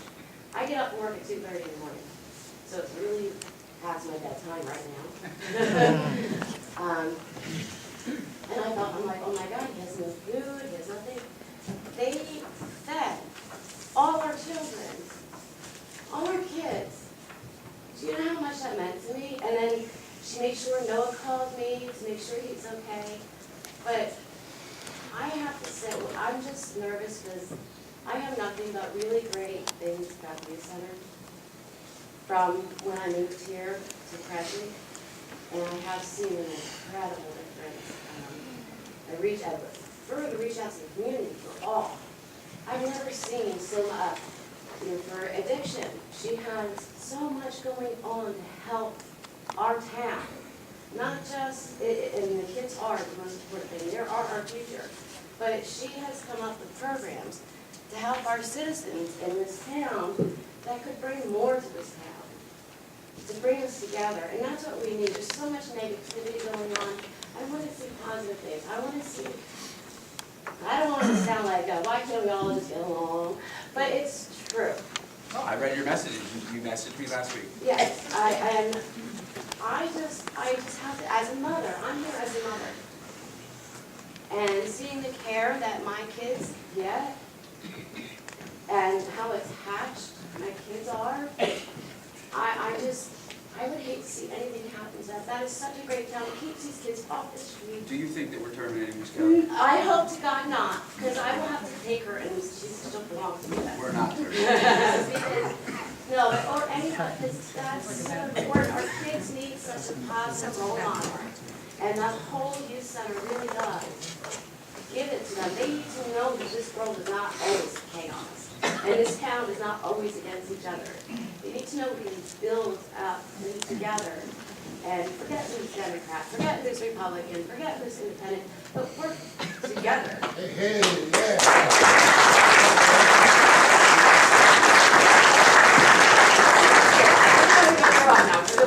Why don't you throw up? You're gonna do it, let's do it in the bathroom. Thank you very much. Does anyone else have anything else to say? Ms. Day, how are you? Just say your name and address for the record. My name is Yvette Day, and I live at 32 Meadowview Drive in Lopakon. The reason why I'm here is you guys are all new council, and last year we were able to partner with the town of Phillipsburg to help bring more services to the town for those who have issues with addiction. And I'm giving you just a couple of our statistics that we have, just so that you can see that we are progressing in what the services that we are doing within the town, so that when we come and we speak to you about helping us to move our mission forward, that is something that you guys can say, well, we're making progress. So to date, since last year, and this is with very minimal funding, so a lot of the work that we're doing are done by volunteers and those that are just putting in extra time as opposed to the salary that we're able to provide. We have navigated 68 people successfully into detox or treatment and or a mental health facility. Within that, 47 of those 68 people to this date are still sober. That is a huge benefit to the town of Phillipsburg, just for the fact that that person is no longer at risk for possession or distribution, taking the time away from our police departments, and or creating havoc within the town because they're suffering from their addiction. 14 of which are not sober at this time, but they are still engaged in services, and at that point, that's where we hope that they can come to the other side and become sober. 6 I just don't know, and unfortunately, For you. I doubt it's fun. My name is Rebecca Pascazzo. I live at 189 Morris Street. I'm going to speak on behalf of the Firth Youth Center and for sure my wrestling program. I am the team mom for the Steel Hill Bulldogs wrestling program. I'm here for Kelly tonight, but I'm also here on behalf of my own children. I have 4 kids of my own, 3 of which belong to the Firth Youth Center. And I do know that all of them also have children that attend there or are coaches there. Kelly has done more for our program than has been done in years. They are open every single day. They are open after school. They are open from dusk till dawn. That poor woman never leaves. She truly is amazing. You know, when the schools are closed down for winter break, there was an archery program, there was a TOPS program, there was rock climbing, a wrestling program. It's really keeping our kids busy. It's keeping, you know, our kids into programs when we're busy at work as parents. And truly, Kelly she's gone above and beyond anyone ever has, truly. And I'm not even from here. I've only lived here about 4 years now. But in the 4 years I've been here, I've noticed such a growth from the time that my kids have gone there for sports, from basketball to karate to wrestling, you name it. My kids are in everything, of course. But I do have to say that she is one of the most smiling faces I've ever witnessed to deal with those many kids every single day.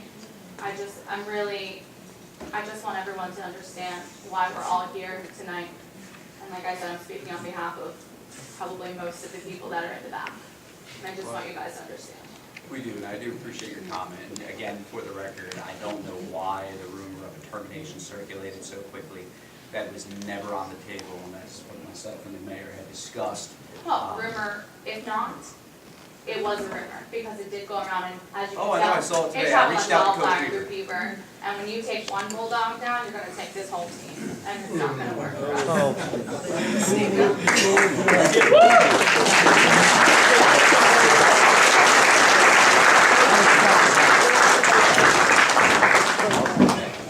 I appreciate the team pride. Santa Morissette, 5 Fairview Heights. Can everybody hear me? Oh, yeah. Okay. I would like to ask Town Council on behalf of town residents who attend these meetings that council look into the possibility of a mic system. No. People around me can't hear. The acoustics are very bad in this room. Additionally, would it be possible to move the lectern maybe over here? Then that way, any people who want to address town council can be facing town council, but residents can still continue to hear them and see their faces.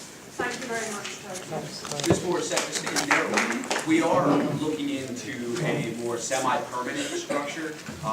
Mr. Spencer and the senior center were nice enough and gracious enough to give us this facility for so long, and we are actively in the search for that. What I understand, the mayor is helping us as well. I spoke with Mr. Troxel today at the Board of Education, and he had said that the mayor had reached out to him. I think that would be true. Yes, Mayor, I want to speak for you. Well, until there's a permanent solution. Then I'm going to need you to come in and help me set it up. No, I'm teasing. We'll take care of that. All right, Thank you very much. Is there anyone else? Mr. Minor. I'm Joe Miner. I live at 392 South Main Street.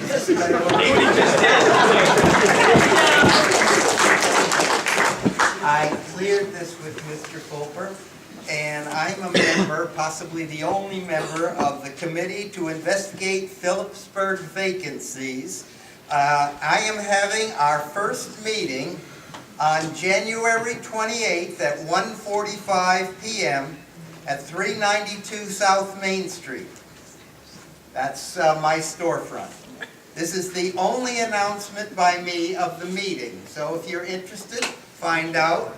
And it's an open meeting. At that time, I will present the demographics of Phillipsburg's vacancies as I see them, in 5 minutes or less. Promise, but sometimes I lie. After that, if there are less than 7 people, which is expected, we will brainstorm for solutions. Can you hear? Absolutely. Okay. After we'll bring, the attendance list will be given to President Fulper. Please, call me Bobby. Bobby, thank you. I very much, I prefer that. I prefer that over president. Okay. If there are 7 people or more, 25 is the maximum I can see or will allow in my storefront, then each person will be given time to read their suggestion. The written suggestions will be given to me. No extemporaneous presentations or criticisms allowed. I will give to President Fulper a copy of the written suggestions and their authors. This will give him a selection of the people and their selections, if there's a lot of turnout, or of people to select and fill up, however you want to do it. Anyhow, one more time and on that time. January 28th, that's a Sunday, at 1:45 p.m. At my storefront, 394 South Main Street in Phillipsburg. That's it. What was that address? 392 or 394? 394. 1:45 p.m. Sunday. 1:45 p.m. Sunday, January 28th. Thank you. That's right. You gonna be donuts? Coffee? Gotta have donuts.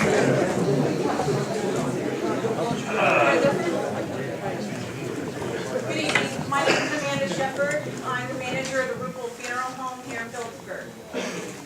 I was born and raised in Phillipsburg. I went to the First Youth Center as a youth, and now my family is very involved with the youth center now. Number one reason, Kelly Koshidi. Woo! She has the energy, she has the forethought, she has the mind of a genius. She can think of things that now that youth center is at capacity, something that we haven't seen in years in this town. There used to be dances. My mom, when she was in high school, was telling me how they would have bands, live bands, and they would have dances. The youth center was the center of where the kids went in town. And Kelly has brought that back to people. And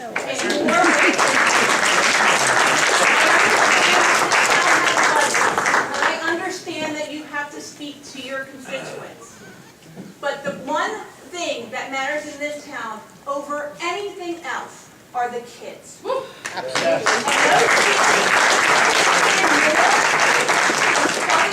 are than I can ever remember. So just keep that in mind when you're going through your budget and you're wondering where to cut. The last thing you want to cut is anything that benefits the kids of this town. Yes, ma'am.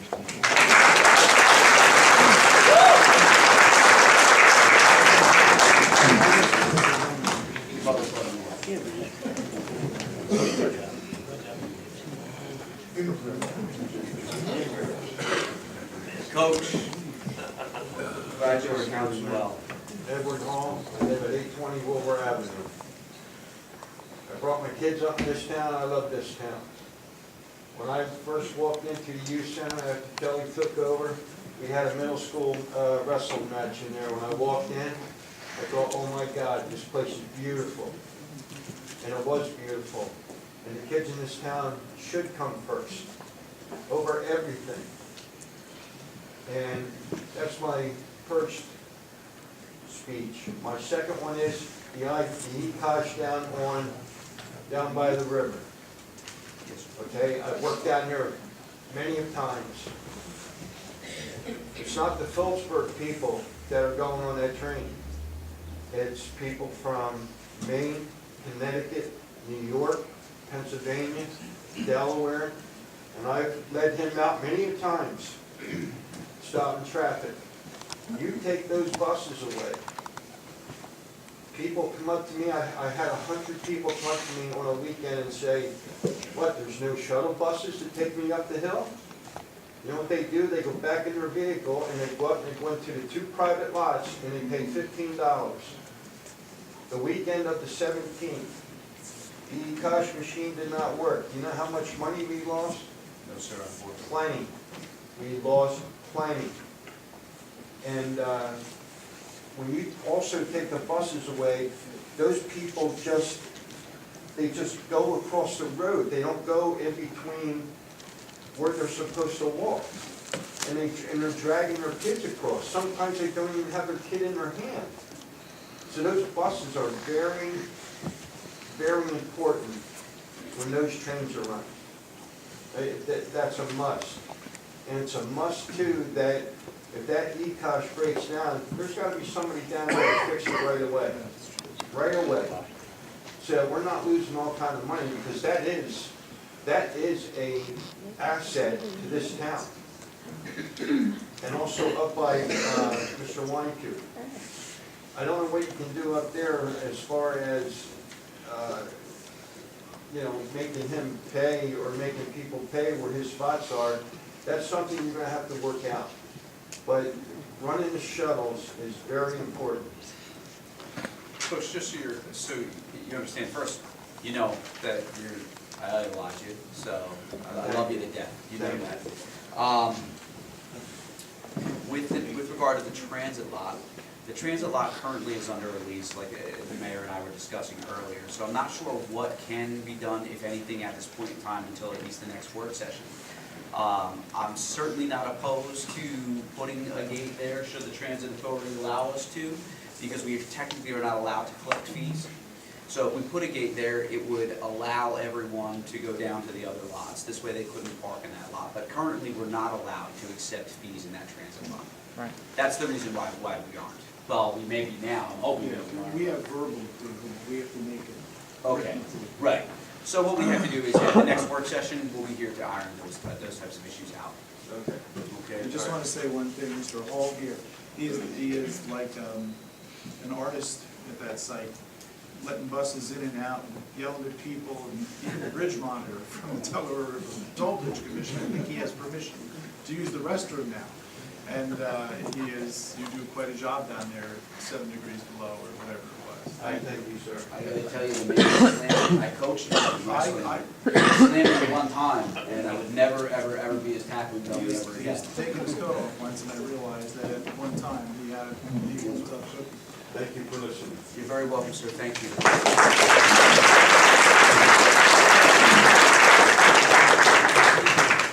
there anyone else? Might take you a second. Oh, Mr. Russo, I would love to hear from you.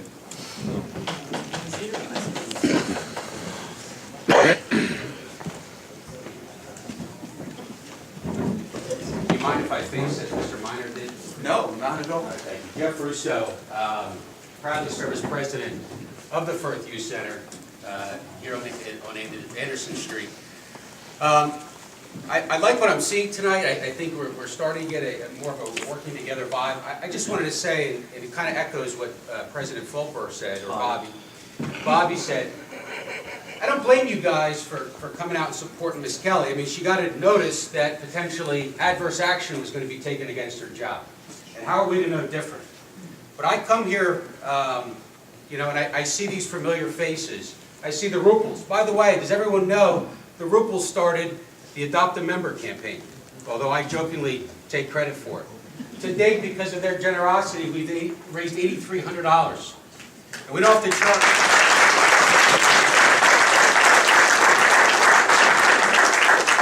Because of their efforts, and of course, Miss Kelly, any kid that can't afford the youth center will never have to pay again. These are the...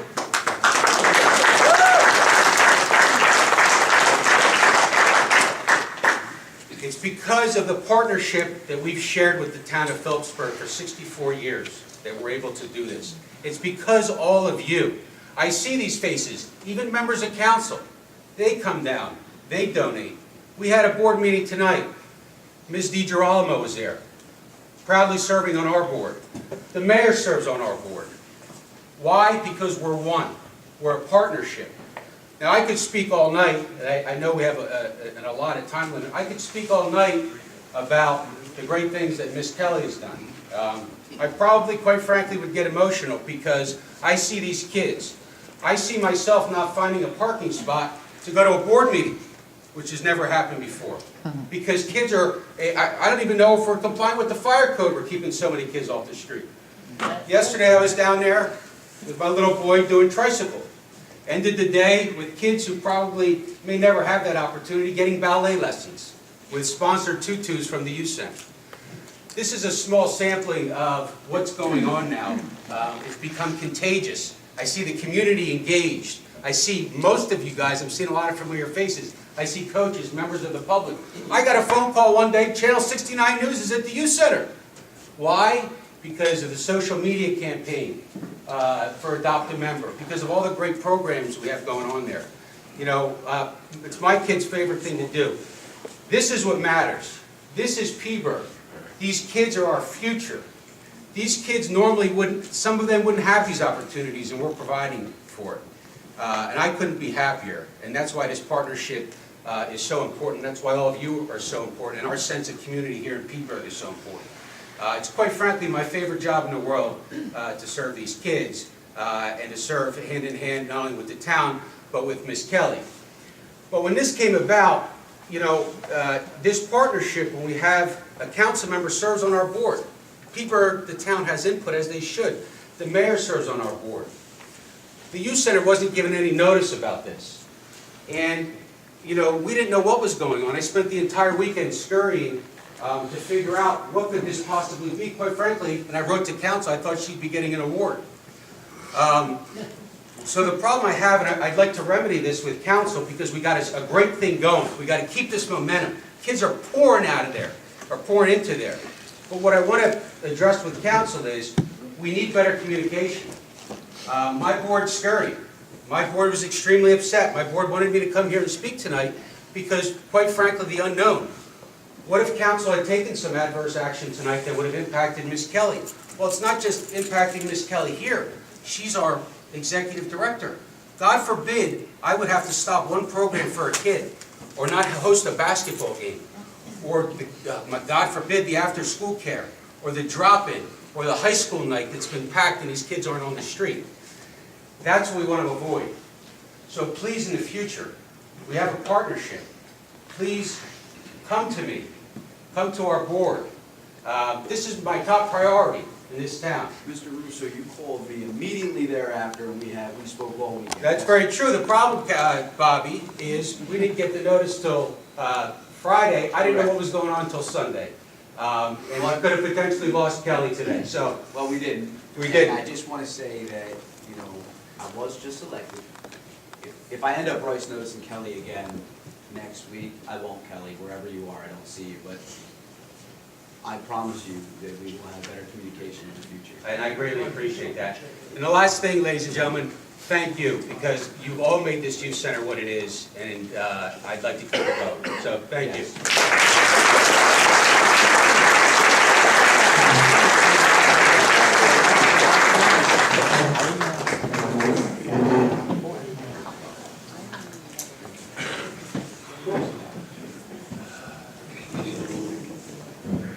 Ms. Branch, how are you?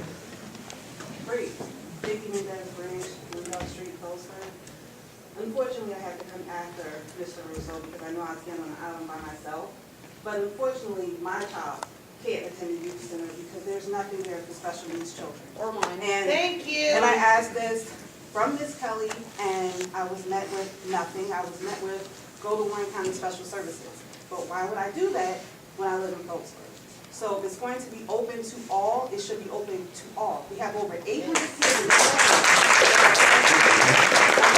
something about it. So we should come together as a community and try to reach those kids. I offered my services. I said I will come in and train the individuals that don't know or are not familiar with special needs children. I'm available. There's a lot of other parents here too that have special needs children that our children have nowhere to go. Nowhere to go. Some of us don't even work. So we need to address that. So I'm sorry. I didn't mean to hijack the meeting, but you know how I feel about our special needs community, and I think this is something that we need to talk about. For the record, the mayor did just say he'll speak with Kelly and they'll try and coordinate. What about the toppers? There you go. Well, again, you already know, I have to commend you, you have, supported Branch Mountain Foundation, I thank you for that. The problem is, this was probably about 5 or 6 months ago. I asked one time in the summer for a special needs student to come and utilize the pool, nothing was done. So again, we're being discriminated against, and I think that's a strong word. So I don't think that, if this gets out to other people that are not here, because it's more than just this room, it's the community itself. Great, thank you very much.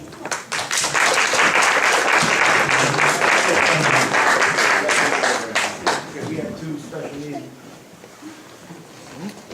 wrestlers that come in our room. You gotta state your name and address for the record, too. Tim Weaver, 34 Valley Road Circle. We have 2 special needs people that come in our room every day. Okay, so this was serving our special needs people in this town. You're totally wrong. We do serve them. You serve them. Whoa. Okay. All right, wait. Listen, just so you know, this is how we do business. Remember I had said something about civility? So I understand where you're coming from. The last thing we do is direct your question to a member of the audience, okay? To become argumentative. But I would just ask that. No, that's why. I just would ask that. Because we deal with them all the time, please. We deal with that. Coach, I understand wholeheartedly. You have to understand too. She made a comment and a compliment. Okay? Thank you.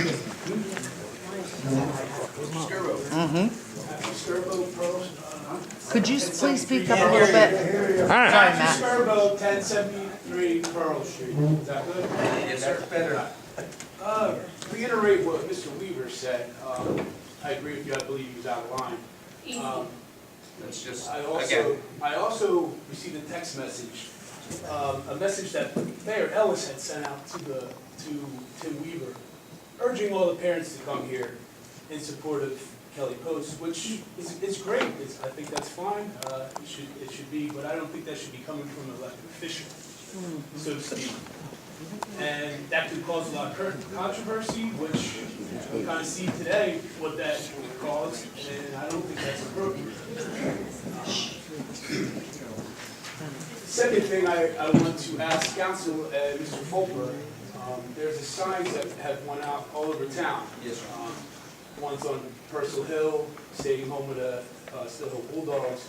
There was one put over here on Railroad Avenue. It's behind a telephone pole and not in view. Okay. I was suggesting that possibly we could move that. It says, "Welcome to Firthtown, home of the Firthtown Falcons."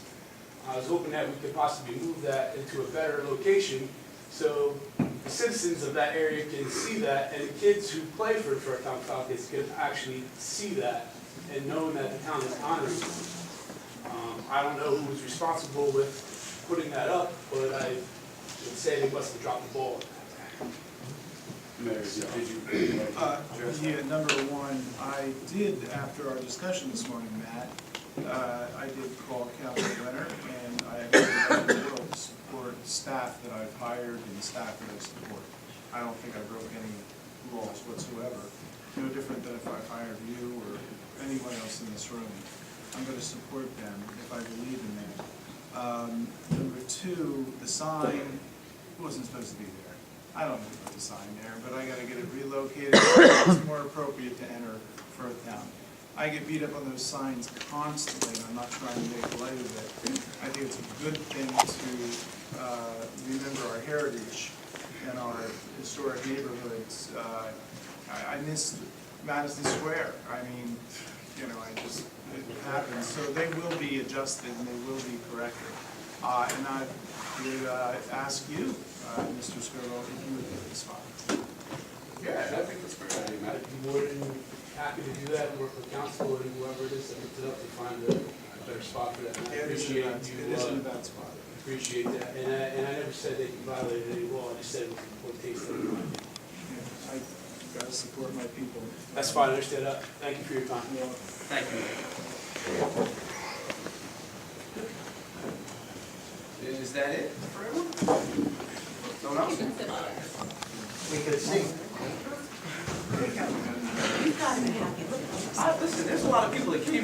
I want them to be able to speak, they want to speak. Mr. Berger. Tim Berger, 295 Fillmore Street. And I must not be on social media, because I had no idea what was going on. One thing I do want to bring up, I was here maybe October, with the old council. And there was a discussion about the vacant units. There's 750 vacant units, we had 3 inspectors. The previous president was against hiring another one, but he wants 750 units inspected every 72 hours, and the numbers didn't work. And what I brought this up, the reason I'm bringing this up now is, at that meeting, there was talk about an address on Hector Street. At the time, I didn't know more about Hector.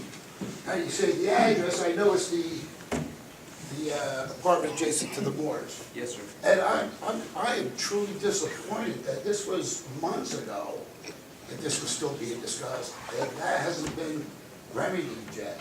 Sir. The tenant that lived in that house next to the Moors, I've had dealings with at my place of employment. I believe Mr. Moore had 2 years ago. So my question is, we can't expect 3 inspectors to be everywhere. But at the same time, nobody wants to spend any more money because the taxes go up. So it's like a catch-22. But a resident, any resident, I know the Moors take a lot of pride in their home because they put the decorations out for St. Patrick's Day, Valentine's Day, Christmas, Easter. I'm not sure why this is still being slipped through the cracks, and that should not be remedied. The other thing is, there's all this talk about the kiosks and about charging and we're discouraging people from doing business or businesses are losing money. I go to New York, I go to Allentown, I go to Bethlehem, I go to Easton, I go to concert, I go to PPL Center, Don. You gotta pay, okay? You gotta pay to park everywhere. If we start taking kiosks out, start letting select groups park for free, you just open the floodgates for everybody to park. I mean, you can't say, oh, Joe's gonna park free for this, and this guy's park free because of this. Well, then you let me just make it free for everybody. I'm a big advocate of the kiosk. I'm a big advocate of paying to park.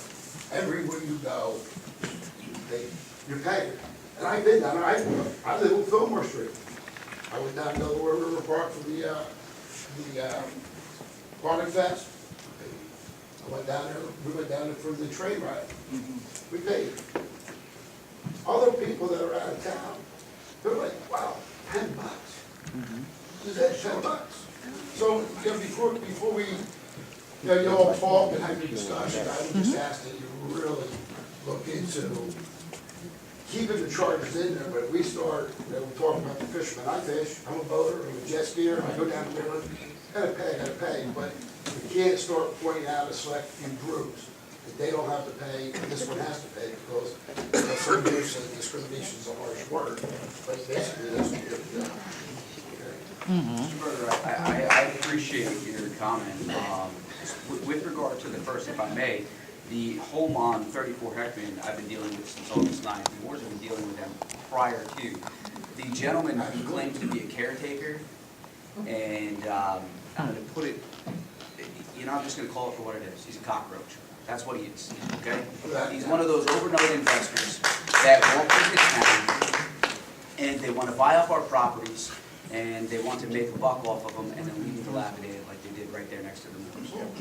So I would like him in here before us. I want that house fixed. I want it cleaned, and I'm tired. He argued with me on August 9th because I wanted to go and clean it for free so that they didn't have to live like that. And he told me if I went and cleaned it, then he wouldn't be able to buy it for $1,000 as opposed to the $16,500 asking price. That is a problem. That's what everyone in this room is going through today. Well, not everyone, but everyone that lives in Phillipsburg. You're watching our town degrade, and they're degrading because of these overnight investors, which is why I brought up the landlord-tenant task force that I'm hoping the mayor will support and also beyond, because we need to stop them. They're bloodsuckers. That's what they are. You see, it's right around the corner from your house. Absolutely. It's like I said, when I was here, I didn't even know the address. I think right. some members of the audience assume that I did, but I did, and I know the tenants that live there, because I had dealings with them. Well, it's horribly disgusting. It's absolutely terrible. And I'm hopeful that we'll be able to get them in here within the next month at least, and get that property fixed up, There's clean. no legal ramifications. I mean, like I said, for me, this has been going on for months. I feel bad for the boards. I know where the address, I know the house. It should never happen on this long. Yes, sir. So I got involved with 32 Heckman myself just the other night as a result of a phone call from the council. Can't hear. The home at 32 Fillmore is not owned by Mr. He's not. He's in the process of purchasing it. Right, and he does have this plan to leave it in squalor to get a lower price on it, which of course, my mouth just hung open going, you gotta be kidding me. But what happens is that the bank will not close on that house. And this is common in Phillipsburg. When they sit on, they write them off at the end of the year. Hence, the last council, by ordinance, enacted the abandoned properties ordinance, where it has to be vacant and foreclosed on. And their first payment is $500 to register it, their second year is $1,000, their third year is $1,500, and $3,000. Right now, we're collecting $300,000 on abandoned properties. The banks have began to sell the properties. So there is some remedy, but when you get one like that we were speaking about, he's gonna hold on to that because he can think he can get it for a song and a dance, and the neighbors pay. And it's no fun for us either because we get the phone calls. And it is despicable. It really is, but like you eloquently quoted, 750 vacant homes. How it got that way, God only knows, but it shouldn't be that way. We gotta find a way to fix it. Thank you. Councilor Lewis, you said you wanted to say something? Yes, the same person that is trying to get that house at 32, okay, is the same person that's trying to get 204 Mercer Street next to my house. And he is a scumbag.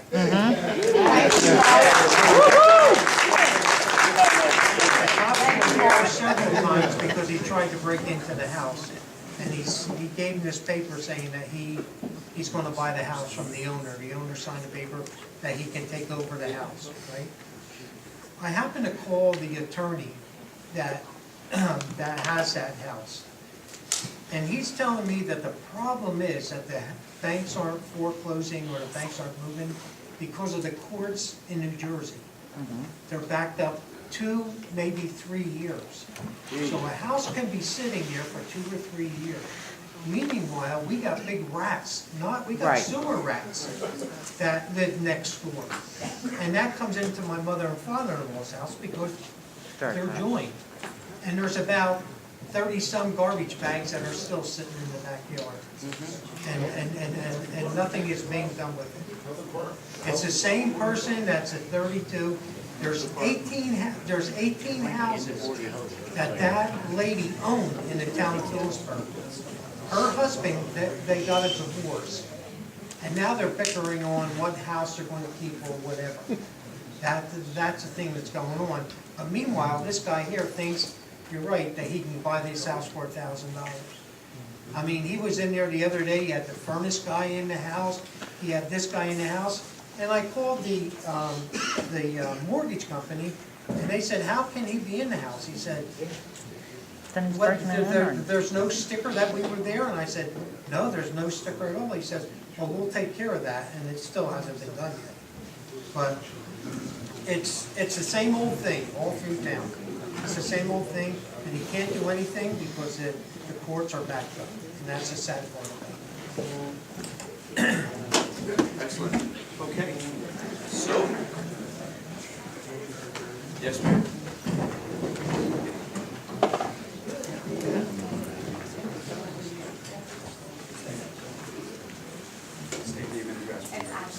I live at 671 Barrymore Street.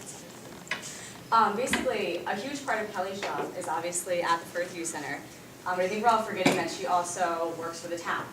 And if you kind of think about some of the other things that she's done over the very short course of time that she's been in employment, the pool is beautiful. It's absolutely gorgeous.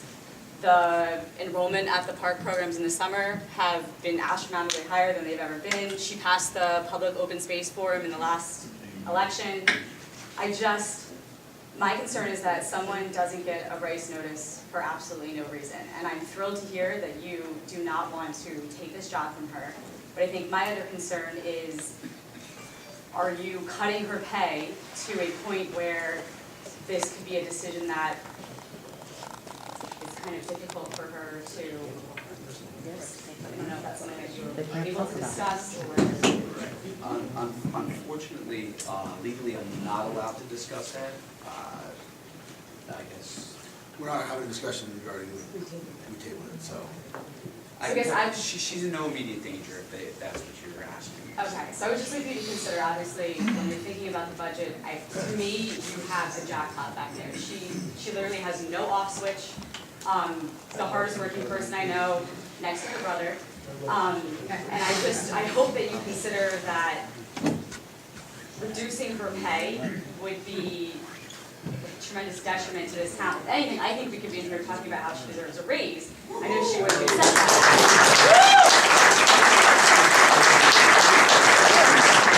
That's how I feel. And I also would like to say, the amount of things that she has had to accomplish, learn, do in these last however many months that it's been, obviously there are a lot of things that still need to be done. And I obviously don't want to discredit anything that Mrs. Branch had said.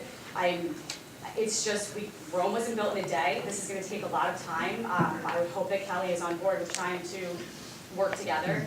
But I just feel like, she will continue to improve. She's open to suggestions, and I hope that you sincerely think about leaving everything as it is right now, because I think we're moving in such a positive direction. I hope you keep that in mind. Thank you very much.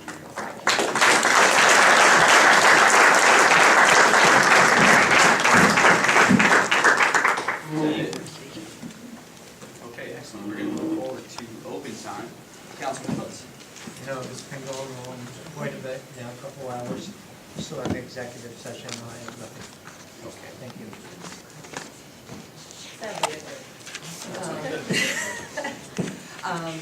So just a few things. I had written them down for meetings, and Mayor, I don't know if this got finalized, but just some announcements for the community. We talked as a group at our working session. We're going to try to make announcements to the public for those that aren't on social media, don't get announcements, don't go on websites. We're going to try to announce them at least at council meetings for those that come. There's discussion about an open house at Municipal Hall. Did we pick a date, Mayor? Either the 24th or the 25th. I think you suggested. 25th or 26th. 24th is at the Right. downtown. And so it's the 25th. 25th. So 25th. We're adding the extra hour. Okay, fabulous. So 4:30 to 7 p.m. will be open house at the municipal building, so we hope everybody can come out to that.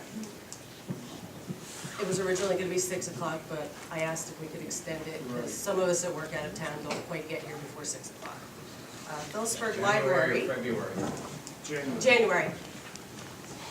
I saw an announcement, Phillipsburg Library is having an event called the Everyday Art Program. It's a free program, everyone's welcome, from 7 to 8:30 at the library this Thursday.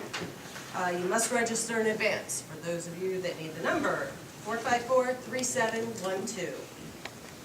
There is also a health information night coming up Thursday from 6 to 8:30. It's about careers in healthcare. So if anyone is interested, employment opportunities, career change. It's an opportunity to learn more about careers in healthcare and dentistry. Funding will be available to those who qualify. It's informal, but they ask you RSVP. The number for that is 689-7613, and it will be at 445 Marshall Street. I saw an announcement Saturday is Charlie Bolby's birthday, so if you happen to see Charlie Bolby on Saturday, please wish him happy birthday. And last Friday, I had the youth center meeting before this meeting. They had a Woke to Hope event.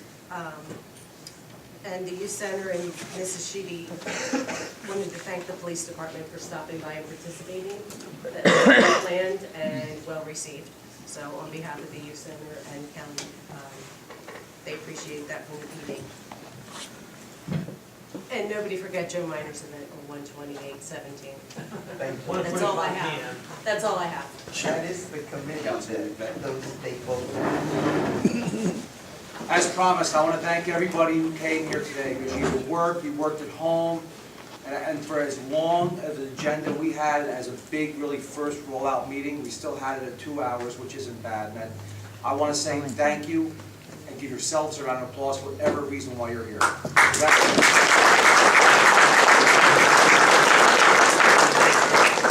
Second, Bobby mentioned that we had a brief discussion with bridge development, and I will tell you to a man, I am invigorated, I am excited to look those guys in the face, Jersey guys from the Chicago-based company, with Jersey roots. They're going to put us to work, and you guys and gals are going to work. I'm excited about that.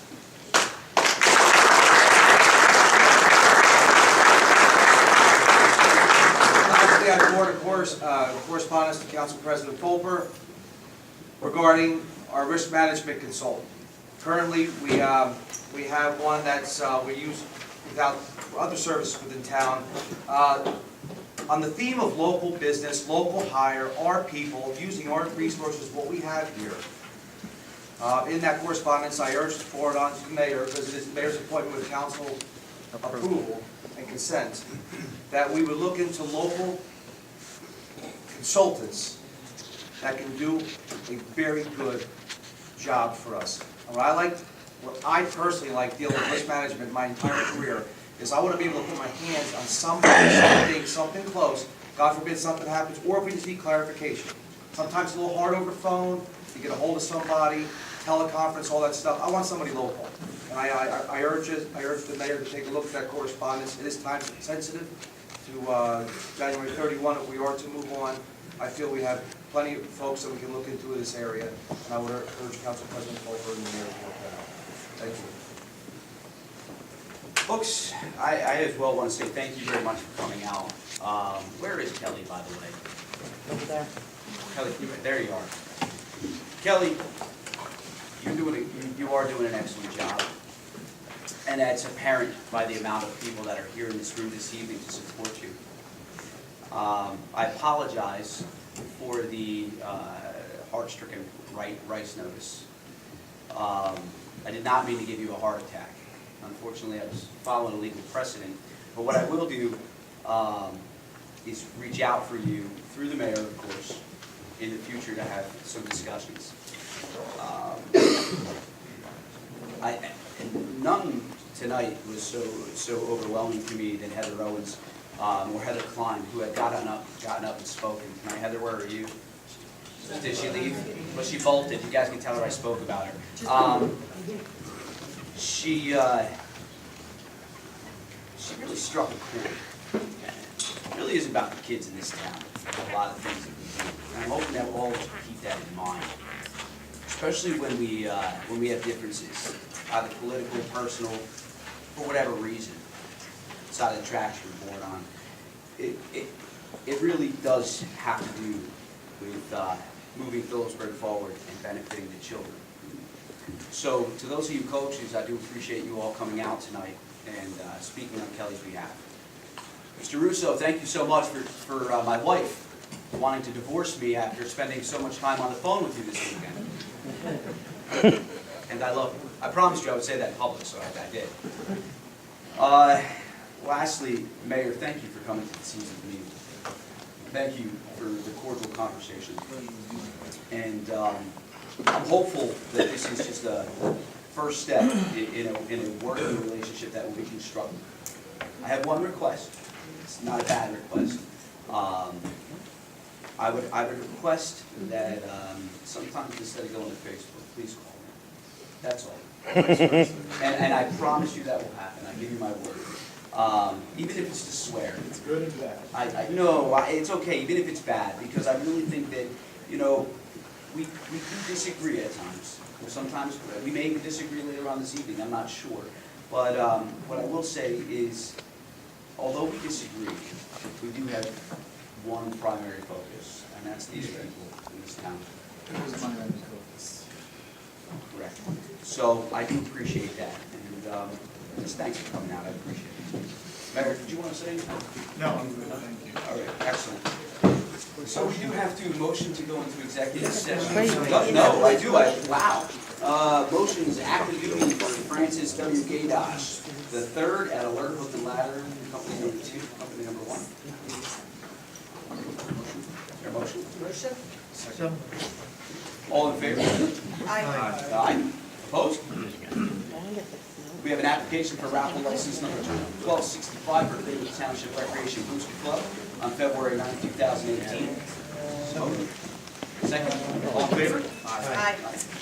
Okay. And folks, now we have a motion for executive session, 2018-06. Yeah, I worked with him 20 years. Action will be taken if you are looking to be about executive session between 15 and 20 minutes. So, you're going home, please drive safely, enjoy your evening. And the union.